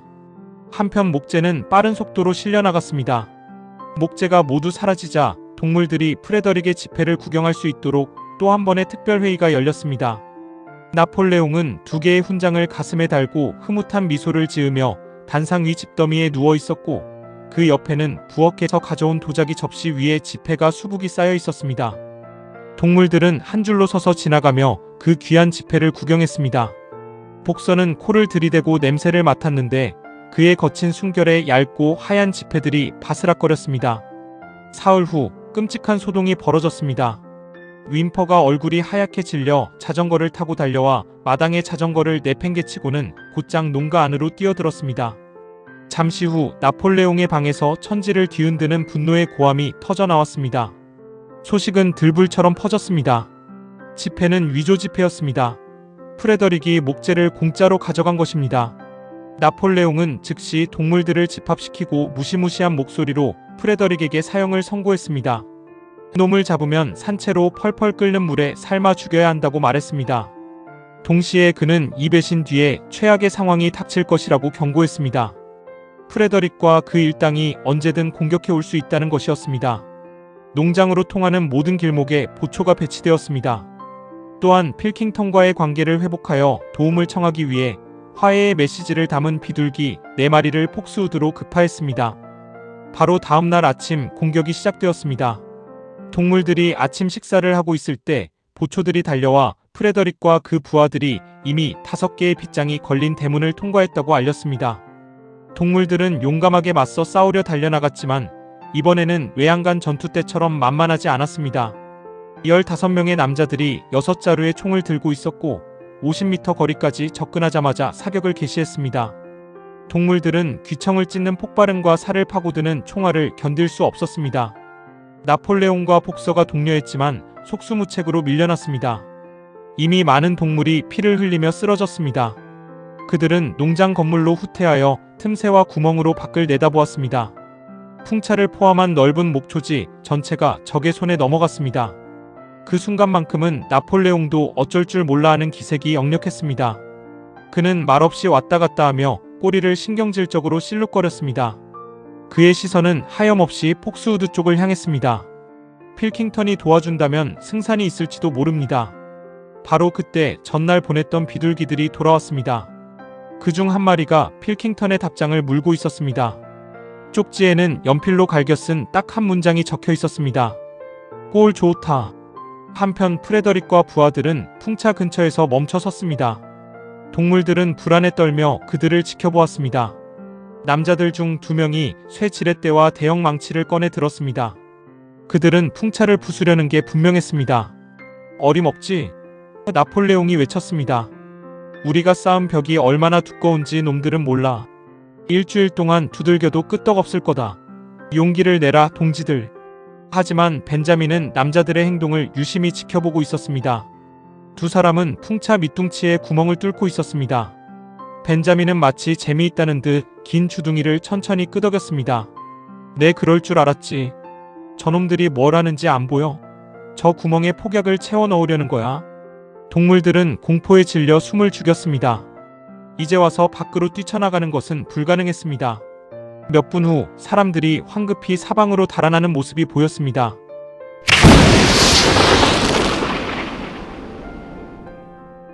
귀를 찢는 듯한 굉음이 울려 퍼졌습니다. 비둘기들은 하늘로 솟구쳤고 나폴레옹을 제외한 모든 동물은 바닥에 납작 엎드려 얼굴을 감쌌습니다. 다시 고개를 들었을 때 풍차가 있던 자리에는 거대한 검은 연기 구름만 피어오르고 있었습니다. 바람에 연기가 거치자 드러난 것은 아무것도 없었습니다. 풍차가 사라져버렸습니다. 이 처참한 광경을 보자 동물들의 마음속에서 두려움과 절망이 사라지고 대신 걷잡을 수 없는 분노가 솟구쳤습니다. 이 비열하고 끔찍한 짓을 저지른 적들에게 복수하겠다는 일념으로 누가 먼저랄 것도 없이 우렁찬 함성을 지르며 일제히 적진으로 돌격했습니다. 이번에는 빗발치는 총알도 그들을 막을 수 없었습니다. 잔인하고 처절한 육탄전이 벌어졌습니다. 병사들은 닥치는 대로 총을 쏘고 개머리판과 군화발로 짓이겼습니다. 소 1마리, 양 3마리, 거위 2마리가 죽었고 거의 모든 동물이 부상을 입었습니다. 후방에서 지휘하던 나폴레옹조차 꼬리끝이 총알에 맞아 잘려나갔습니다. 하지만 병사들도 무사하지 못했습니다. 3명은 복서의 발굽에 머리가 깨졌고 1명은 솥불에 배를 찔렸으며 또 1명은 개들에게 바지가 찢겼습니다. 나폴레옹이 자신의 호위견 9마리에게 옆으로 돌아가 기습하라고 지시한 작전이 적중하여 개들이 갑자기 병사들의 옆구리에서 튀어나와 지저대자 병사들은 공포에 질렸습니다. 포위될 위기에 처하자 그들은 프레더릭에게 도망쳐야 합니다. 라고 소리쳤고 겁쟁이 적군들은 필사적으로 달아나기 시작했습니다. 동물들은 들판 끝까지 추격하며 가시덤불을 헤치고 도망가는 병사들의 엉덩이에 마지막 발길질을 선사했습니다. 그들은 승리했습니다. 하지만 모두 지치고 피투성이었습니다. 그들은 절뚝거리며 농장으로 돌아왔습니다. 풀밭에 쓰러져 죽은 동료들을 보며 몇몇은 눈물을 흘렸습니다. 그들은 한때 풍차가 서 있던 지금은 아무것도 남지 않은 그 자리에서 슬픔에 잠겨 멈춰 섰습니다. 그렇습니다. 풍차는 흔적도 없이 사라졌습니다.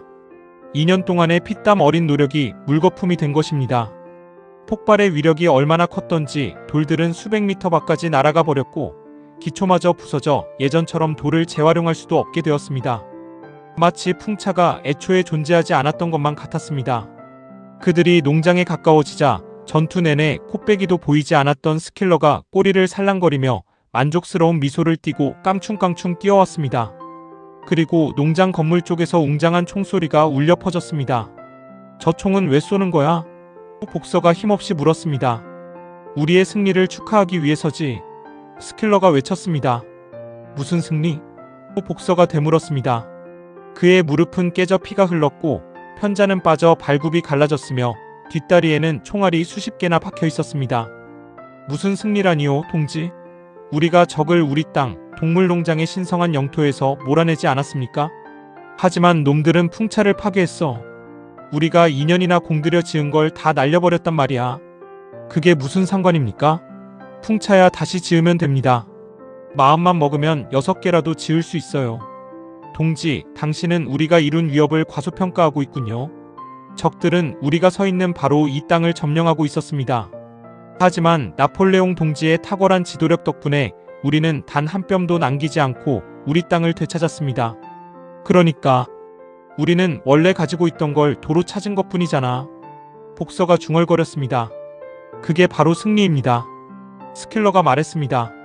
그들은 절뚝거리며 마당으로 들어갔습니다. 복서의 다리 피부 밑에 박힌 파편들이 욱신거렸습니다. 그는 눈앞에 놓인 풍차재건이라는 고된 과제를 떠올리며 마음의 준비를 하려 했지만 처음으로 자신이 늙었다는 사실과 근육이 예전 같지 않을지도 모른다는 불안감이 스쳤습니다. 하지만 녹색 깃발이 휘날리고 총포가 7번이나 발사되고 나폴레옹이 그들의 용맹함을 치하하는 연설을 하자 동물들은 정말로 큰 승리를 거둔 것 같은 기분에 젖어들었습니다. 전사한 동물들을 위해 엄숙한 장례식이 치러졌습니다. 복서와 클로버가 연구차를 끌었고 나폴레옹이 맨 앞에서 행렬을 이끌었습니다. 이틀 동안 축제가 이어졌습니다. 노래와 연설이 계속되었고 모든 동물에게 사과 한 알, 새들에게는 옥수수 55g, 개들에게는 비스킷 3개가 특별한 사품으로 주어졌습니다. 이 전투는 풍차 전투라고 명명되었고 나폴레옹은 자신을 위해 새로 만든 녹색 깃발 훈장을 스스로에게 수여했습니다. 축제 분위기 속에서 위조 지폐 사기 사건은 까맣게 잊혔습니다. 며칠 후 돼지들이 농가 지하실에서 위스키 한 상자를 발견했습니다. 존스 씨가 살 때 남겨둔 것을 미처 발견하지 못했던 것입니다. 그날 밤 농가에서는 늦도록 시끌벅적한 노랫소리가 들려왔는데 놀랍게도 그 속에 금지된 노래 잉글랜드의 짐승들 멜로디가 섞여 있었습니다. 밤 9시 반쯤 나폴레옹이 존스 씨의 낡은 중절모를 쓰고 뒷문으로 나와 마당을 한 바퀴 맹렬히 질주하고는 다시 들어가는 기이한 모습이 목격되었습니다. 하지만 다음날 아침 농가에는 무거운 침묵이 감돌았습니다. 돼지들은 한 마리도 보이지 않았습니다. 9시가 다 되어서야 스킬러가 나타났는데 꼬리는 축 늘어졌고 눈은 풀려 있었으며 안색이 몹시 나빠 보였습니다. 그는 비통한 표정으로 동물들을 모아놓고 끔찍한 소식을 전했습니다. 나폴레옹 동지께서 죽어가고 계십니다. 동물들은 슬픔에 잠겨 울부짖었습니다. 농가 문 앞에는 짚이 깔렸고 동물들은 발소리를 죽이며 다녔습니다. 지도자가 떠나면 우리는 어떻게 해야 하나 서로 걱정하며 눈물지었습니다. 스노볼이 나폴레옹의 음식에 독을 탔다는 소문이 돌았습니다. 11시 스킬러가 나와 나폴레옹 동지의 마지막 유언과도 같은 엄숙한 칙령을 발표했습니다. 술을 마시는 자는 사형에 처한다. 그러나 저녁 무렵이 되자 나폴레옹의 상태가 호전된 것 같다는 소식이 들려왔고 다음날 아침 스킬러는 나폴레옹이 완전히 회복 중이라고 전했습니다. 그날 저녁 나폴레옹은 업무에 복귀했습니다. 그리고 며칠 뒤 그가 윈퍼에게 양조와 증류법에 관한 책을 구해오라고 지시했다는 사실이 알려졌습니다. 일주일 후 나폴레옹은 과수원 너머의 작은 목초지를 갈아엎으라고 명령했습니다. 원래 그곳은 은퇴한 동물들을 위한 방목지로 예정된 땅이었습니다. 목초지가 엉망이라 다시 씨를 뿌려야 한다는 핑계를 댔지만 나폴레옹이 그곳에 보리를 심을 계획이라는 소문이 금세 퍼졌습니다. 이 무렵 아무도 이해할 수 없는 기묘한 사건이 벌어졌습니다. 어느 날 밤 12시쯤 마당에서 쿵 하는 소리가 나더니 동물들이 놀라 뛰쳐나왔습니다. 달빛이 환한 밤이었습니다. 7계명이 적힌 헛간 벽 아래에 두 동강난 사다리가 나뒹굴고 있었습니다. 그 옆에는 스킬러가 기절한 채 널브러져 있었고 손전등과 붓, 엎어진 흰 페인트통이 굴러다니고 있었습니다. 개들이 즉시 달려와 스킬러를 둘러쌌고 그가 정신을 차리자마자 부축하여 농가로 데려갔습니다. 아무도 이게 무슨 일인지 짐작조차 하지 못했지만 늙은 벤자민만은 알겠다는 듯 코웃음을 쳤습니다. 하지만 그는 아무 말도 하지 않았습니다. 며칠 후 뮤리엘은 7계명을 다시 읽어보다가 동물들이 잘못 기억하고 있는 계명이 또 하나 있다는 것을 발견했습니다. 동물들은 5번째 계명이 어떤 동물도 술을 마시지 말라인 줄 알았는데 중요한 두 단어를 잊고 있었던 것입니다. 계명에는 이렇게 적혀 있었습니다. 어떤 동물도 지나치게 술을 마시지 말라. 동물농장 구장 복서의 죽음과 돼지들의 축배. 복서의 갈라진 발굽은 오랫동안 낫지 않았습니다. 승리 축하 행사가 끝난 바로 다음 날부터 풍차 재건 공사가 시작되었는데 복서는 하루도 쉬지 않고 일했고 아픈 기색을 보이지 않으려 애썼습니다. 저녁이 되면 클로버에게만 발굽이 몹시 아프다고 털어놓곤 했습니다.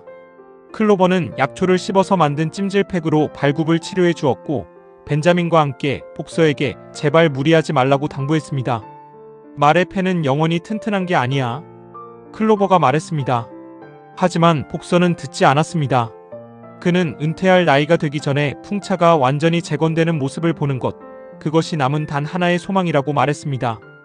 처음에 동물농장의 규칙이 정해졌을 때 말과 돼지는 12살, 소는 14살, 개는 9살, 양은 7살, 닭과 거위는 5살로 은퇴 연령이 정해져 있었습니다. 은퇴 후에는 넉넉한 노령연금도 지급하기로 합의했습니다. 아직 실제로 연금을 받고 은퇴한 동물은 없었지만 최근 들어 이 문제가 점점 더 많이 논의되었습니다. 과수원 너머의 작은 밭이 보리밭으로 바뀌자 넓은 목초지 한쪽 구석을 울타리로 막아 은퇴한 동물들을 위한 방목지로 만들 것이라는 소문이 돌았습니다. 말의 경우 연금은 하루에 옥수수 5파운드와 겨울에는 건초 15파운드, 그리고 공휴일에는 당근이나 사과 1개가 지급될 것이라고 했습니다.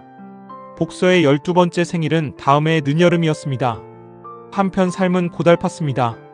겨울은 지난 겨울만큼이나 추웠고 식량은 더욱 부족해졌습니다. 돼지와 개를 제외한 모든 동물의 배급량이 다시 한번 줄어들었습니다.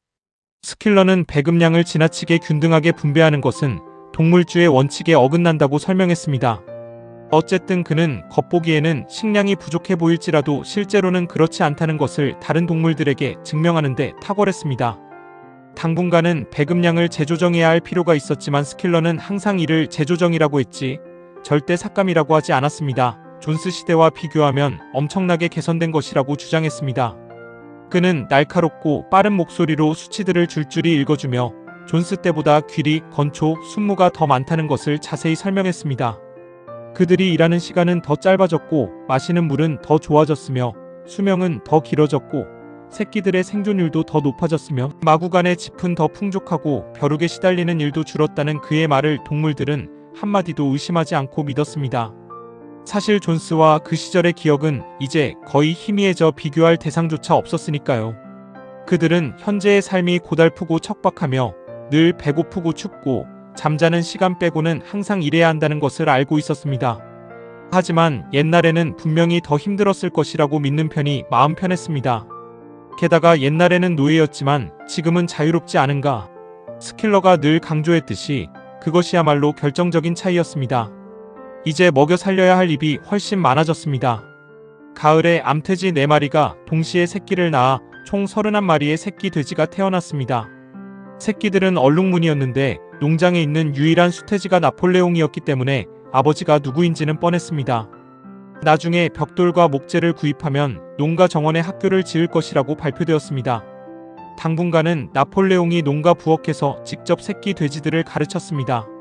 새끼 돼지들은 정원에서 운동했고 다른 어린 동물들과 어울리지 못하게 했습니다.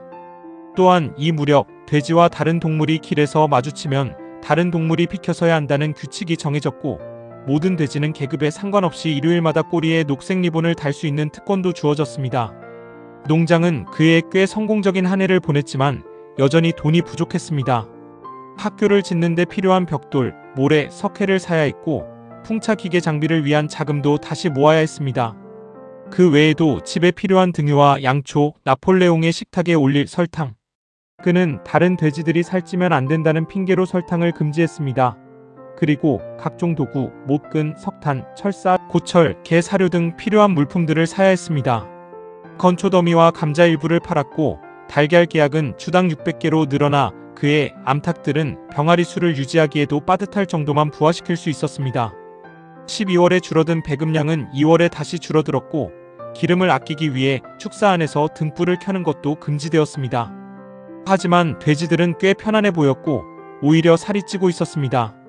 2월 말 어느 오후 동물들이 전에 맡아본 적 없는 따뜻하고 구수하며 식욕을 돋우는 냄새가 부엌 너머에 있는 작은 양조장에서 마당으로 퍼져나왔습니다. 그 양조장은 존스 시대 이후로는 사용되지 않았던 곳이었습니다. 누군가는 그 냄새가 보리 삶는 냄새라고 했습니다. 동물들은 허기진 배를 움켜쥐고 킁킁거리며 혹시 저녁으로 따뜻한 보리죽이 나오려나 기대했습니다. 하지만 따뜻한 보리죽은 나오지 않았고 다음 주 일요일에는 이제부터 모든 보리는 돼지들을 위해 비축될 것이라는 발표가 나왔습니다. 과수원 너머 밭에는 이미 보리가 파종되어 있었습니다. 그리고 곧 모든 돼지에게 매일 맥주 1파인트 약 570ml씩이 지급되고 나폴레옹에게는 항상 2리터 반 갤런짜리 맥주가 고급 크라운 더비 수프 그릇에 담겨 제공된다는 소식이 새어나왔습니다. 하지만 견뎌야 할 어려움이 있다 해도 삶이 이전보다 훨씬 더 존엄해졌다는 사실이 그 고통을 어느 정도 달래주었습니다. 노래도 더 많아지고 연설도 더 많아지고 행진도 더 많아졌습니다. 나폴레옹은 일주일에 한 번씩 자발적 시위라는 행사를 열도록 명령했는데 그 목적은 동물 농장의 투쟁과 승리를 기념하는 것이었습니다. 정해진 시간이 되면 동물들은 일을 멈추고 농장 경내를 군대식으로 행진했습니다. 돼지들이 선두에 서고 그 뒤를 말, 소, 양, 닭들이 따랐습니다. 개들은 행렬의 양옆을 호위했고 맨 앞에는 나폴레옹의 검은 수탉이 섰습니다. 복서와 클로버는 항상 발굽과 뿔이 그려진 녹색 깃발을 들고 그 위에 나폴레옹 동지 만세 라는 문구를 적어 행진했습니다. 행진 후에는 나폴레옹을 찬양하는 시 낭송이 이어졌고 스킬러가 식량 생산량 증가에 대한 수치를 발표했으며 때때로 축포가 울리기도 했습니다. 양들은 자발적 시위의 열렬한 팬이었습니다. 만약 누군가 돼지나 개가 없을 때 몇몇 동물이 가끔 그랬듯이 시위 때문에 시간이 낭비되고 추운 날씨에 고생한다고 불평하면 양들은 네 발은 좋고 두 발은 나쁘다 라는 엄청난 합창으로 그를 침묵시켰습니다. 하지만 대체로 동물들은 이러한 축제를 즐겼습니다. 결국 자신들이 진정으로 주인이며 자신들이 하는 일이 자신들에게 이롭다는 사실을 다시금 확인받는 것 같아 위안을 얻었기 때문입니다. 노래, 행렬, 스킬러의 발표, 총성, 수탉의 울음소리, 펄럭이는 깃발 등 모든 것이 어우러져 동물들은 적어도 그 순간만큼은 배가 고프다는 사실을 잊을 수 있었습니다. 4월 동물농장은 공화국으로 선포되었고 대통령을 선출해야 했습니다. 후보는 나폴레옹 한 명뿐이었고 그는 만장일치로 선출되었습니다. 같은 날 스노보리 존스와 공모했다는 사실을 뒷받침하는 새로운 문서가 발견되었다는 발표가 있었습니다. 스노볼은 동물들이 이전에 생각했던 것처럼 단순히 계략을 써서 패배하려 한 것이 아니라 아예 존스 편에 서서 공개적으로 싸웠던 것으로 드러났습니다라고 돼지들은 주장했습니다. 사실 그가 바로 인간 군대의 지휘관이었고 인류 만세를 외치며 전투에 뛰어들었다는 것입니다. 몇몇 동물이 아직도 기억하는 스노볼의 등 상처는 사실 나폴레옹의 이빨에 물린 자국이었다고 했습니다. 한여름 어느 날 몇 년 만에 까마귀 모세가 갑자기 농장에 다시 나타났습니다. 그는 전혀 변하지 않았고 여전히 아무 일도 하지 않았으며 예전과 똑같은 어조로 설탕 사탕산에 대해 떠들고 다녔습니다. 그는 그루터기에 앉아 검은 날개를 퍼덕이며 들어주는 이만 있으면 몇 시간이고 이야기했습니다. 동지 여러분, 그는 커다란 부리로 하늘을 가리키며 엄숙하게 말했습니다. 저 위 여러분이 볼 수 있는 저 검은 구름 바로 저 너머에 설탕 사탕산이 있습니다. 우리 불쌍한 동물들이 영원히 노동에서 벗어나 쉴 수 있는 행복한 나라죠. 그는 심지어 자신이 높은 곳까지 날아올라 영원히 자라는 클로버밭과 울타리에 열린 아마씨 케이크와 각설탕을 직접 보았다고 주장했습니다. 많은 동물이 그의 말을 믿기 시작했습니다. 현재의 삶이 배고프고 고된 노동뿐이라면 어딘가 다른 곳에 더 나은 세상이 존재한다고 믿는 것이 공평하고 정당하지 않을까요? 묘한 것은 돼지들이 모세에게 보이는 태도였습니다. 그들은 모세의 설탕 산 이야기가 다 거짓말이라고 경멸적으로 말하면서도 모세가 농장에 머물며 일도 안 하고 하루에 맥주 한 잔 약 140ml씩 받아먹는 것을 허락했습니다. 발굽이 나은 후 복서는 그 어느 때보다 더 열심히 일했습니다. 사실 그의 모든 동물은 노예처럼 일했습니다. 농장의 정규 작업과 풍차 재건 외에도 3월에 착공한 학교 건축 일도 있었습니다. 때로는 부족한 먹이로 긴 노동 시간을 버티는 것이 힘들었지만 복서는 결코 지친 기색을 보이지 않았습니다. 그의 말이나 행동 어디에서도 예전만큼 힘이 없다는 낌새는 찾을 수 없었습니다. 단지 외모가 조금 변했을 뿐입니다. 그의 털은 예전처럼 윤기가 흐르지 않았고 튼실하던 엉덩이는 쪼그라든 것처럼 보였습니다. 다른 동물들은 봄 풀이 자라면 복서도 다시 살이 찔 거야 라고 말했지만 봄이 와도 복서는 회복되지 않았습니다.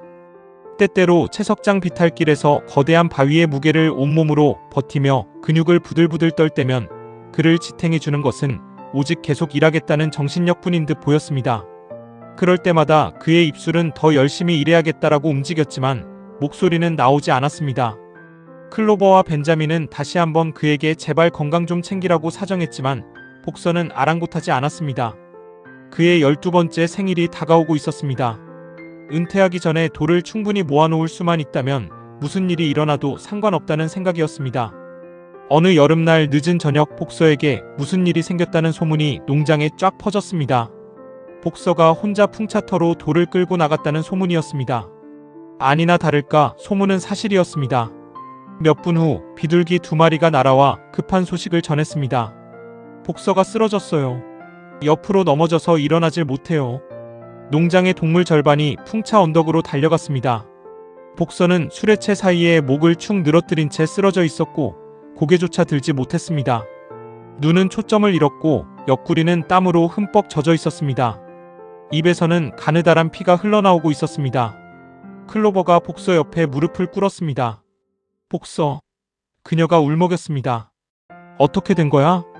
폐가 아파요. 복서가 힘없는 목소리로 말했습니다. 괜찮아요.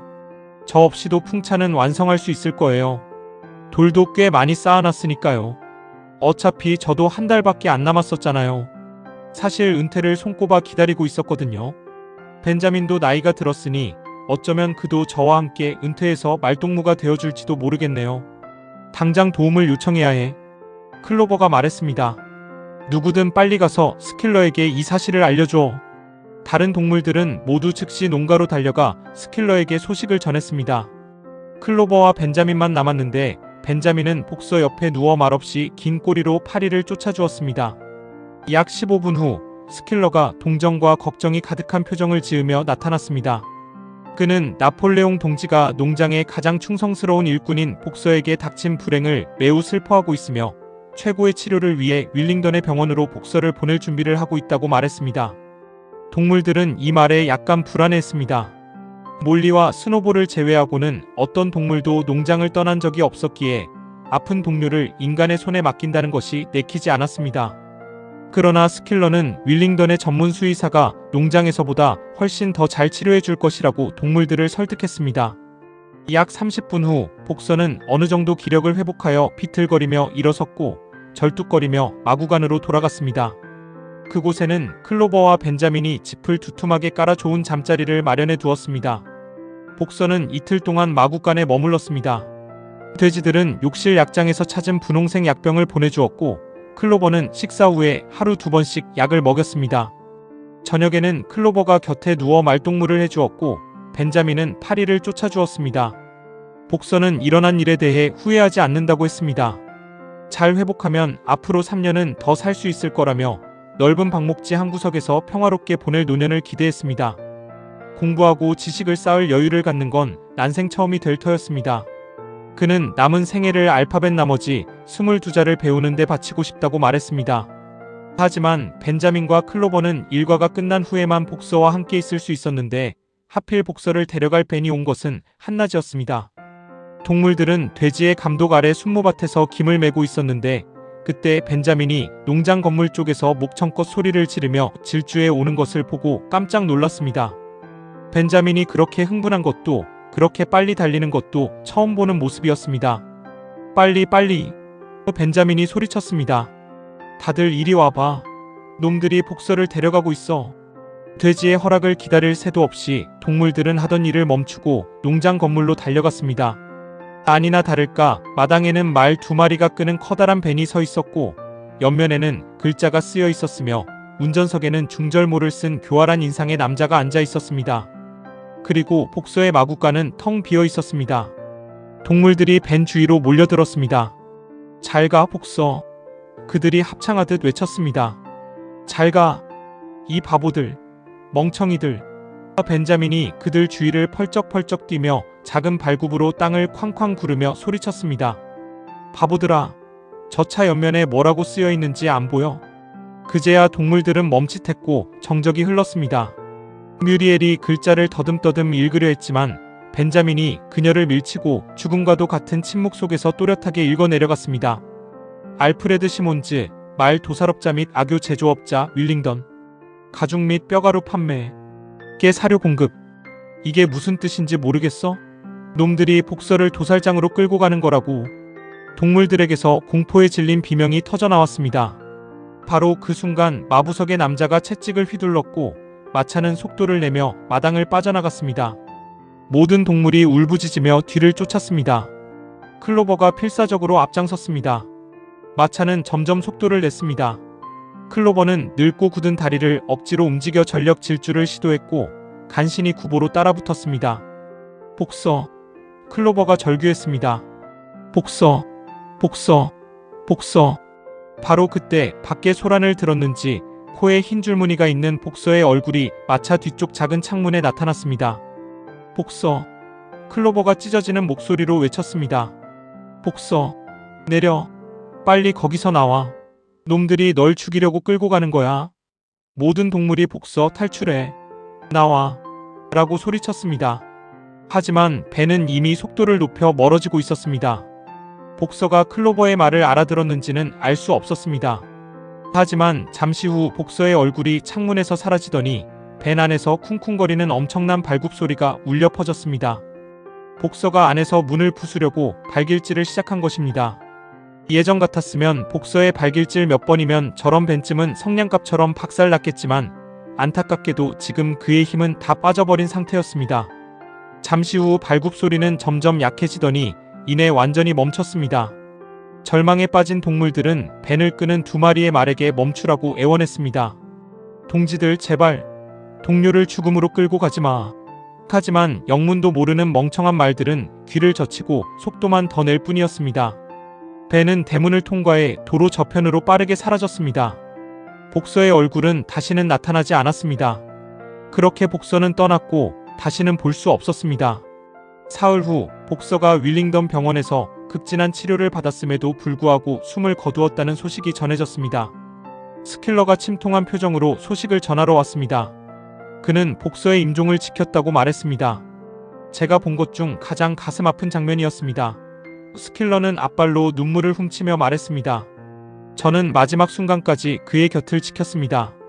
그는 거의 말을 할 수 없을 정도로 쇠약해졌지만 제 귀에 대고 속삭였습니다. 풍차가 완성되는 걸 못 보고 가는 게 유일한 한이라고요. 그리고 이렇게 말했습니다. 전진하라 동지들. 반란의 이름으로 전진하라. 동물 농장 만세. 나폴레옹 동지 만세. 나폴레옹은 언제나 옳다. 그것이 그의 마지막 말이었습니다. 이때 스킬러의 태도가 갑자기 돌변했습니다. 그는 잠시 침묵하더니 작고 교활한 눈으로 좌우를 살피며 말을 이었습니다. 그는 복서가 실려갈 때 아주 어리석고 악의적인 소문이 돌았다는 걸 알고 있다고 했습니다. 벤의 말 도살업자라고 적힌 것을 보고 동물들이 복서가 도살장으로 간다고 착각했다는 것입니다. 스킬러는 어떻게 동물들이 그렇게 멍청할 수 있냐며 분통을 터뜨렸습니다. 그는 꼬리를 신경질적으로 흔들며 외쳤습니다. 설마 우리의 위대한 지도자 나폴레옹 동지를 그 정도로밖에 생각하지 않는 겁니까? 사실은 아주 간단한 오해였습니다. 그 벤은 원래 도살업자의 것이었는데 수의사가 새로 산 뒤 아직 예전 글씨를 지우지 않았던 것 뿐이었습니다. 동물들은 그 설명을 듣고 안도의 한숨을 내쉬었습니다. 스킬러가 복서에 평온했던 임종 모습과 그가 받은 훌륭한 치료, 그리고 나폴레옹이 비용을 아끼지 않고 최고급 약을 써주었다는 이야기를 덧붙이자 동물들의 마지막 의심도 사라졌습니다. 적어도 복서가 행복하게 눈을 감았다는 생각에 슬픔이 조금은 위로받는 듯 했습니다. 나폴레옹은 다음 주 일요일 회의에 직접 참석하여 복서를 추모하는 짧은 연설을 했습니다. 그는 복서의 시신을 농장으로 운구해 올 수는 없었지만 대신 정원의 월계 수잎으로 큰 화환을 만들어 복서의 무덤에 바치도록 명령했다고 했습니다. 그리고 며칠 뒤 돼지들끼리 복서를 기리는 추모 연회를 열 것이라고 덧붙였습니다. 나폴레옹은 연설을 마치며 복서의 좌우명이었던 나는 더 열심히 일하겠다와 나폴레옹 동지는 언제나 옳다를 상기시키며 모든 동물이 이를 본받아야 한다고 강조했습니다. 추모 연회가 예정된 날 윌링던 식료품점 트럭이 와서 농가에 커다란 나무 상자 하나를 배달하고 갔습니다. 그날 밤 농가에서는 밤늦도록 시끌벅적한 노랫소리가 들렸고 이어 격렬한 싸움 소리가 나더니 밤 11시쯤 유리가 와장창 깨지는 소리와 함께 정적이 찾아왔습니다. 다음날 정오가 되도록 농가에서는 인기척이 없었습니다. 돼지들이 어디선가 돈을 구해 위스키 한 상자를 더 샀다는 소문이 돌았습니다. 동물농장 10장 모든 동물은 평등하다 그러나 세월이 흘렀습니다. 계절이 바뀌고 또 바뀌며 동물들의 짧은 생애는 덧없이 지나갔습니다. 이제 클로버와 벤자민, 까마귀 모세, 그리고 몇몇 돼지를 제외하고는 반란 이전의 옛 시절을 기억하는 동물은 아무도 없었습니다. 뮤리엘은 죽었습니다. 블루벨, 제시, 핀처도 모두 세상을 떠났습니다. 존스도 죽었습니다. 그는 술에 찌들어 살다가 다른 지역의 요양원에서 쓸쓸히 생을 마감했습니다. 스노볼은 잊혔습니다. 복서 역시 그를 알던 몇몇 늙은 동물들을 제외하고는 잊혔습니다. 클로버는 이제 관절이 뻣뻣하고 눈이 침침한 늙은 암말이 되었습니다. 은퇴 연령을 2년이나 넘겼지만 농장에서 실제로 은퇴한 동물은 단 하나도 없었습니다. 늙은 동물들을 위해 방목지를 따로 마련해준다는 이야기는 오래전에 슬그머니 사라졌습니다. 나폴레옹은 이제 몸무게가 150kg이 넘는 거대한 수태지가 되었고 스킬러는 너무 살이 쪄서 눈을 뜨기도 힘들 지경이었습니다. 늙은 벤자민만이 예전과 거의 똑같았는데 주둥이 주변에 흰 털이 좀 더 늘었고 복서가 죽은 뒤로는 전보다 더 말이 없고 침울해졌을 뿐입니다. 농장에는 이제 훨씬 더 많은 동물이 살고 있었지만 기대만큼 많이 늘어난 건 아니었습니다. 반란에 대해 전설처럼 전해들은 젊은 동물들이 태어났고 외부에서 사온 동물들은 그런 이야기를 전혀 들어본 적이 없었습니다. 농장에는 클로버 말고도 말 3마리가 더 들어왔습니다. 녀석들은 덩치 좋고 성실한 일꾼들이었지만 머리가 몹시 나빴습니다. 셋 중 누구도 알파벳 B 이상을 배우지 못했습니다.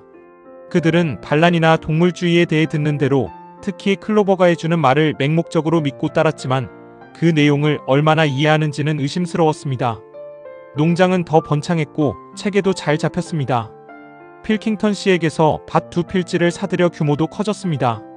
풍차는 마침내 완공되었고 농장에는 자체 탈곡기와 건초 엘리베이터가 생겼으며 새 건물들도 들어섰습니다. 윈퍼는 개가 끄는 이륜마차를 타고 다녔습니다. 하지만 풍차는 원래 계획대로 전기를 만드는 데 쓰이지 않았습니다. 대신 옥수수를 빻는 제분소로 쓰여 막대한 수익을 올렸습니다. 동물들은 지금 또 다른 풍차를 짓느라 땀을 흘리고 있었습니다. 그게 완성되면 발전기를 설치할 거라고 했습니다. 하지만 스노볼이 한때 동물들에게 약속했던 장밋빛 미래, 즉 전기불이 들어오고 온수와 냉수가 나오는 마구간, 주 3일 근무제 같은 이야기는 더 이상 언급되지 않았습니다. 나폴레옹은 그런 사치스러운 생각들이 동물주의의 진정한 정신에 위배된다고 비난했습니다. 그는 진정한 행복은 열심히 일하고 검소하게 사는 데 있다고 설파했습니다. 어찌된 일인지 농장은 부유해졌는데 동물들의 삶은 전혀 나아지지 않은 것 같았습니다. 물론 돼지와 개들은 예외였습니다. 아마도 돼지와 개들의 숫자가 너무 많았기 때문일지도 모릅니다. 그렇다고 개들이 일을 안 하는 건 아니었습니다. 스킬러의 설명에 따르면 농장 운영에는 끝도 없는 서류 작업이 필요했습니다. 그 일들은 다른 동물들은 이해도 못할 고차원적인 업무였습니다. 스킬러는 돼지들이 매일 파일, 보고서, 회의록, 메모라고 불리는 것들을 작성하느라 엄청난 에너지를 쏟는다고 했습니다. 이것들은 글씨를 빽빽하게 채운 커다란 종이 뭉치였는데 다 쓰고 나면 곧바로 아궁이에 던져 태워버렸습니다. 이것이 농장의 복지를 위해 대단히 중요한 일이라고 했습니다. 하지만 돼지도개도 직접 식량을 생산하지는 않았습니다. 그들은 수만 많았고 식욕은 언제나 왕성했습니다. 다른 동물들의 삶은 그들이 기억하는 한 늘 똑같았습니다. 그들은 항상 배가 고팠고 집더미에서 잤으며 연못물을 마시고 들판에서 일했습니다. 겨울에는 추위에 떨고 여름에는 파리떼에 시달렸습니다. 때때로 늙은 동물들은 기억을 더듬어 존스가 쫓겨난 직후가 지금보다 나았는지 나빴는지 비교해보려 애썼지만 뚜렷하게 기억나지 않았습니다. 현재의 고단한 삶과 비교할 기준이 사라진 것입니다. 스킬러가 제시하는 모든 것이 점점 좋아지고 있다는 수치 목록 말고는 기댈 곳이 없었습니다. 동물들은 이런 복잡한 문제를 따질 여력이 없었습니다. 오직 늙은 벤자민만이 자신의 긴 생애를 낱낱이 기억한다고 주장했습니다. 그는 삶이란 원래 그런 것이며 과거에도 그랬고 앞으로도 결코 더 나아지거나 나빠지지 않을 것이라고 굶주림, 고난, 실망이야말로 삶에 불변하는 법칙이라고 냉소적으로 말했습니다. 하지만 동물들은 결코 희망을 버리지 않았습니다. 아니, 동물 농장의 일원이라는 자부심과 명예를 단 한순간도 잊지 않았습니다. 이곳은 영국 전체를 통틀어 유일하게 동물이 소유하고 운영하는 농장이니까요. 어린 동물들조차, 멀리서 새로운 동물들조차 그 사실에 가슴 벅차했습니다. 축포가 울리고 녹색 깃발이 펄럭일 때면 그들의 가슴은 자부심으로 부풀어 올랐고 이야기는 언제나 영웅적인 옛 시절 존스를 몰아내고 7계명을 쓰고 침략자들을 물리친 이야기로 돌아갔습니다. 메이저가 예언했던 꿈, 인간 없는 영국의 푸른 들판에 대한 꿈도 버리지 않았습니다. 언젠가는 그날이 올 것입니다.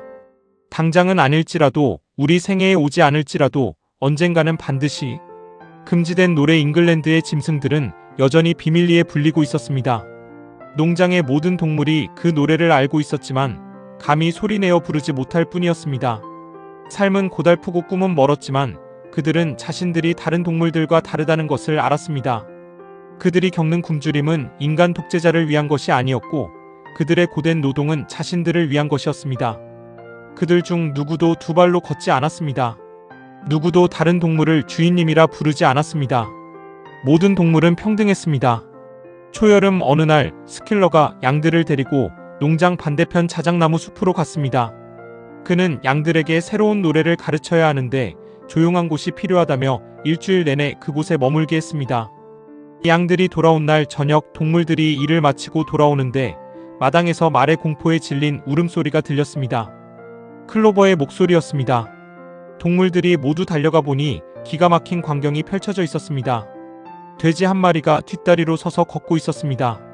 그것은 스킬러였습니다. 그는 육중한 몸을 두 다리로 지탱하는 게 다소 어색해 보였지만 균형을 잡고 마당을 가로질러 걸어갔습니다. 잠시 후 농가문에서 돼지들이 줄지어 두 발로 걸어 나왔습니다. 어떤 녀석은 잘 걸었고 어떤 녀석은 비틀거렸지만 모두 마당을 한 바퀴 도는데 성공했습니다. 마침내 개들의 요란한 짖는 소리와 수탉의 울음소리와 함께 나폴레옹이 위풍당당하게 두 발로 서서 나타났습니다. 그는 앞발에 채찍을 들고 있었습니다. 숨막히는 정적이 흘렀습니다. 동물들은 경악과 공포에 질려 세상이 뒤집힌 듯한 이 광경을 멍하니 지켜보았습니다. 충격이 좀 가시자 아무리 개들이 무섭고 평생 불평 한마디 안 하고 살았어도 이번만은 항의해야겠다는 분위기가 감돌았습니다. 하지만 바로 그 순간 마치 신호를 받은 것처럼 양들이 엄청난 목소리로 합창을 시작했습니다. 내 발은 좋고 두 발은 더 좋다. 내 발은 좋고 두 발은 더 좋다. 이 소동은 5분 동안이나 계속되었습니다. 양들이 조용해졌을 때 돼지들은 이미 농가 안으로 들어가 버려 항의할 기회조차 사라졌습니다. 벤자민은 누군가 자신의 어깨에 코를 비비는 것을 느꼈습니다. 클로버였습니다. 그녀의 눈은 어느 때보다 흐릿해 보였습니다. 클로버는 아무 말 없이 벤자민을 이끌고 7계명이 적힌 헛간 벽으로 갔습니다. 그들은 하얀 글씨가 적힌 벽을 한참 동안 바라보았습니다. 내 눈이 침침해서 클로버가 말했습니다. 젊었을 때도 못 읽었지만 지금은 벽 자체가 달라 보이는구나. 벤자민, 7계명은 예전 그대로니? 벤자민은 생전 처음으로 자신의 원칙을 깨고 벽에 적힌 글을 읽어주었습니다. 벽에는 이제 단 하나의 계명만이 남아 있었습니다. 모든 동물은 평등하다. 하지만 어떤 동물은 다른 동물보다 더 평등하다. 그 후로는 돼지들이 채찍을 들고 농장 일을 감독해도 이상하게 보이지 않았습니다. 돼지들이 라디오를 사고 전화를 놓고 신문을 구독해도 나폴레옹이 파이프 담배를 물고 정원을 산책해도, 심지어 돼지들이 존스 씨의 옷장에서 옷을 꺼내 입어도 이상할 게 없었습니다.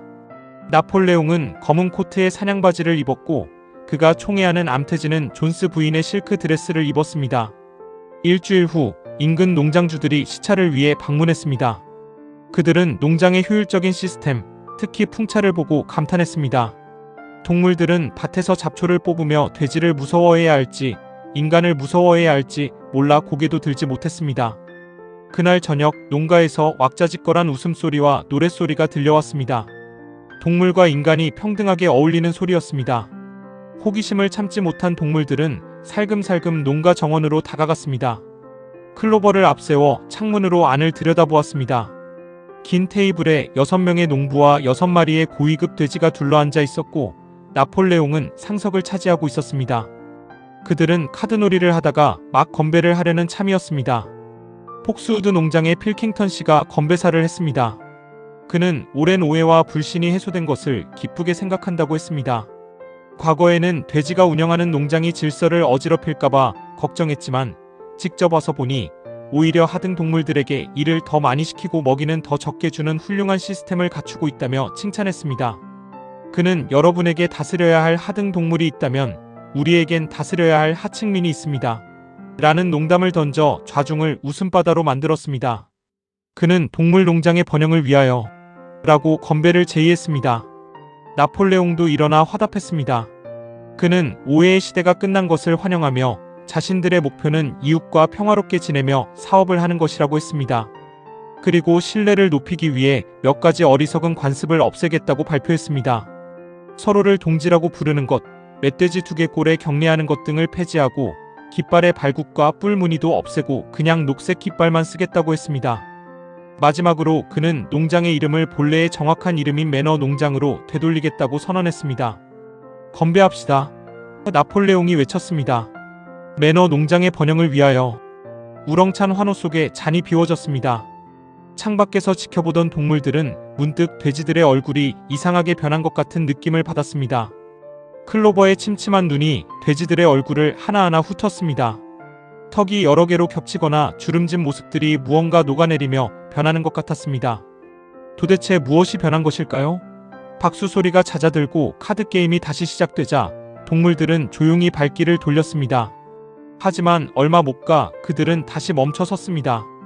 농가 안에서 고함과 싸우는 소리가 들렸습니다. 달려가 창문으로 보니 나폴레옹과 필킹턴이 서로 스페이드 에이스를 동시에 내밀었다가 시비가 붙은 것이었습니다. 둘 다 사기를 치려 했던 것입니다.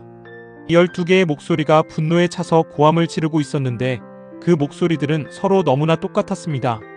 이제야 돼지들의 얼굴에 무슨 일이 일어났는지 확실해졌습니다.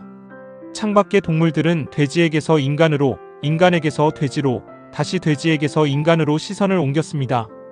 하지만 이미 누가 돼지이고 누가 인간인지, 어느 쪽이 어느 쪽인지 구별할 수 없게 되어버렸습니다.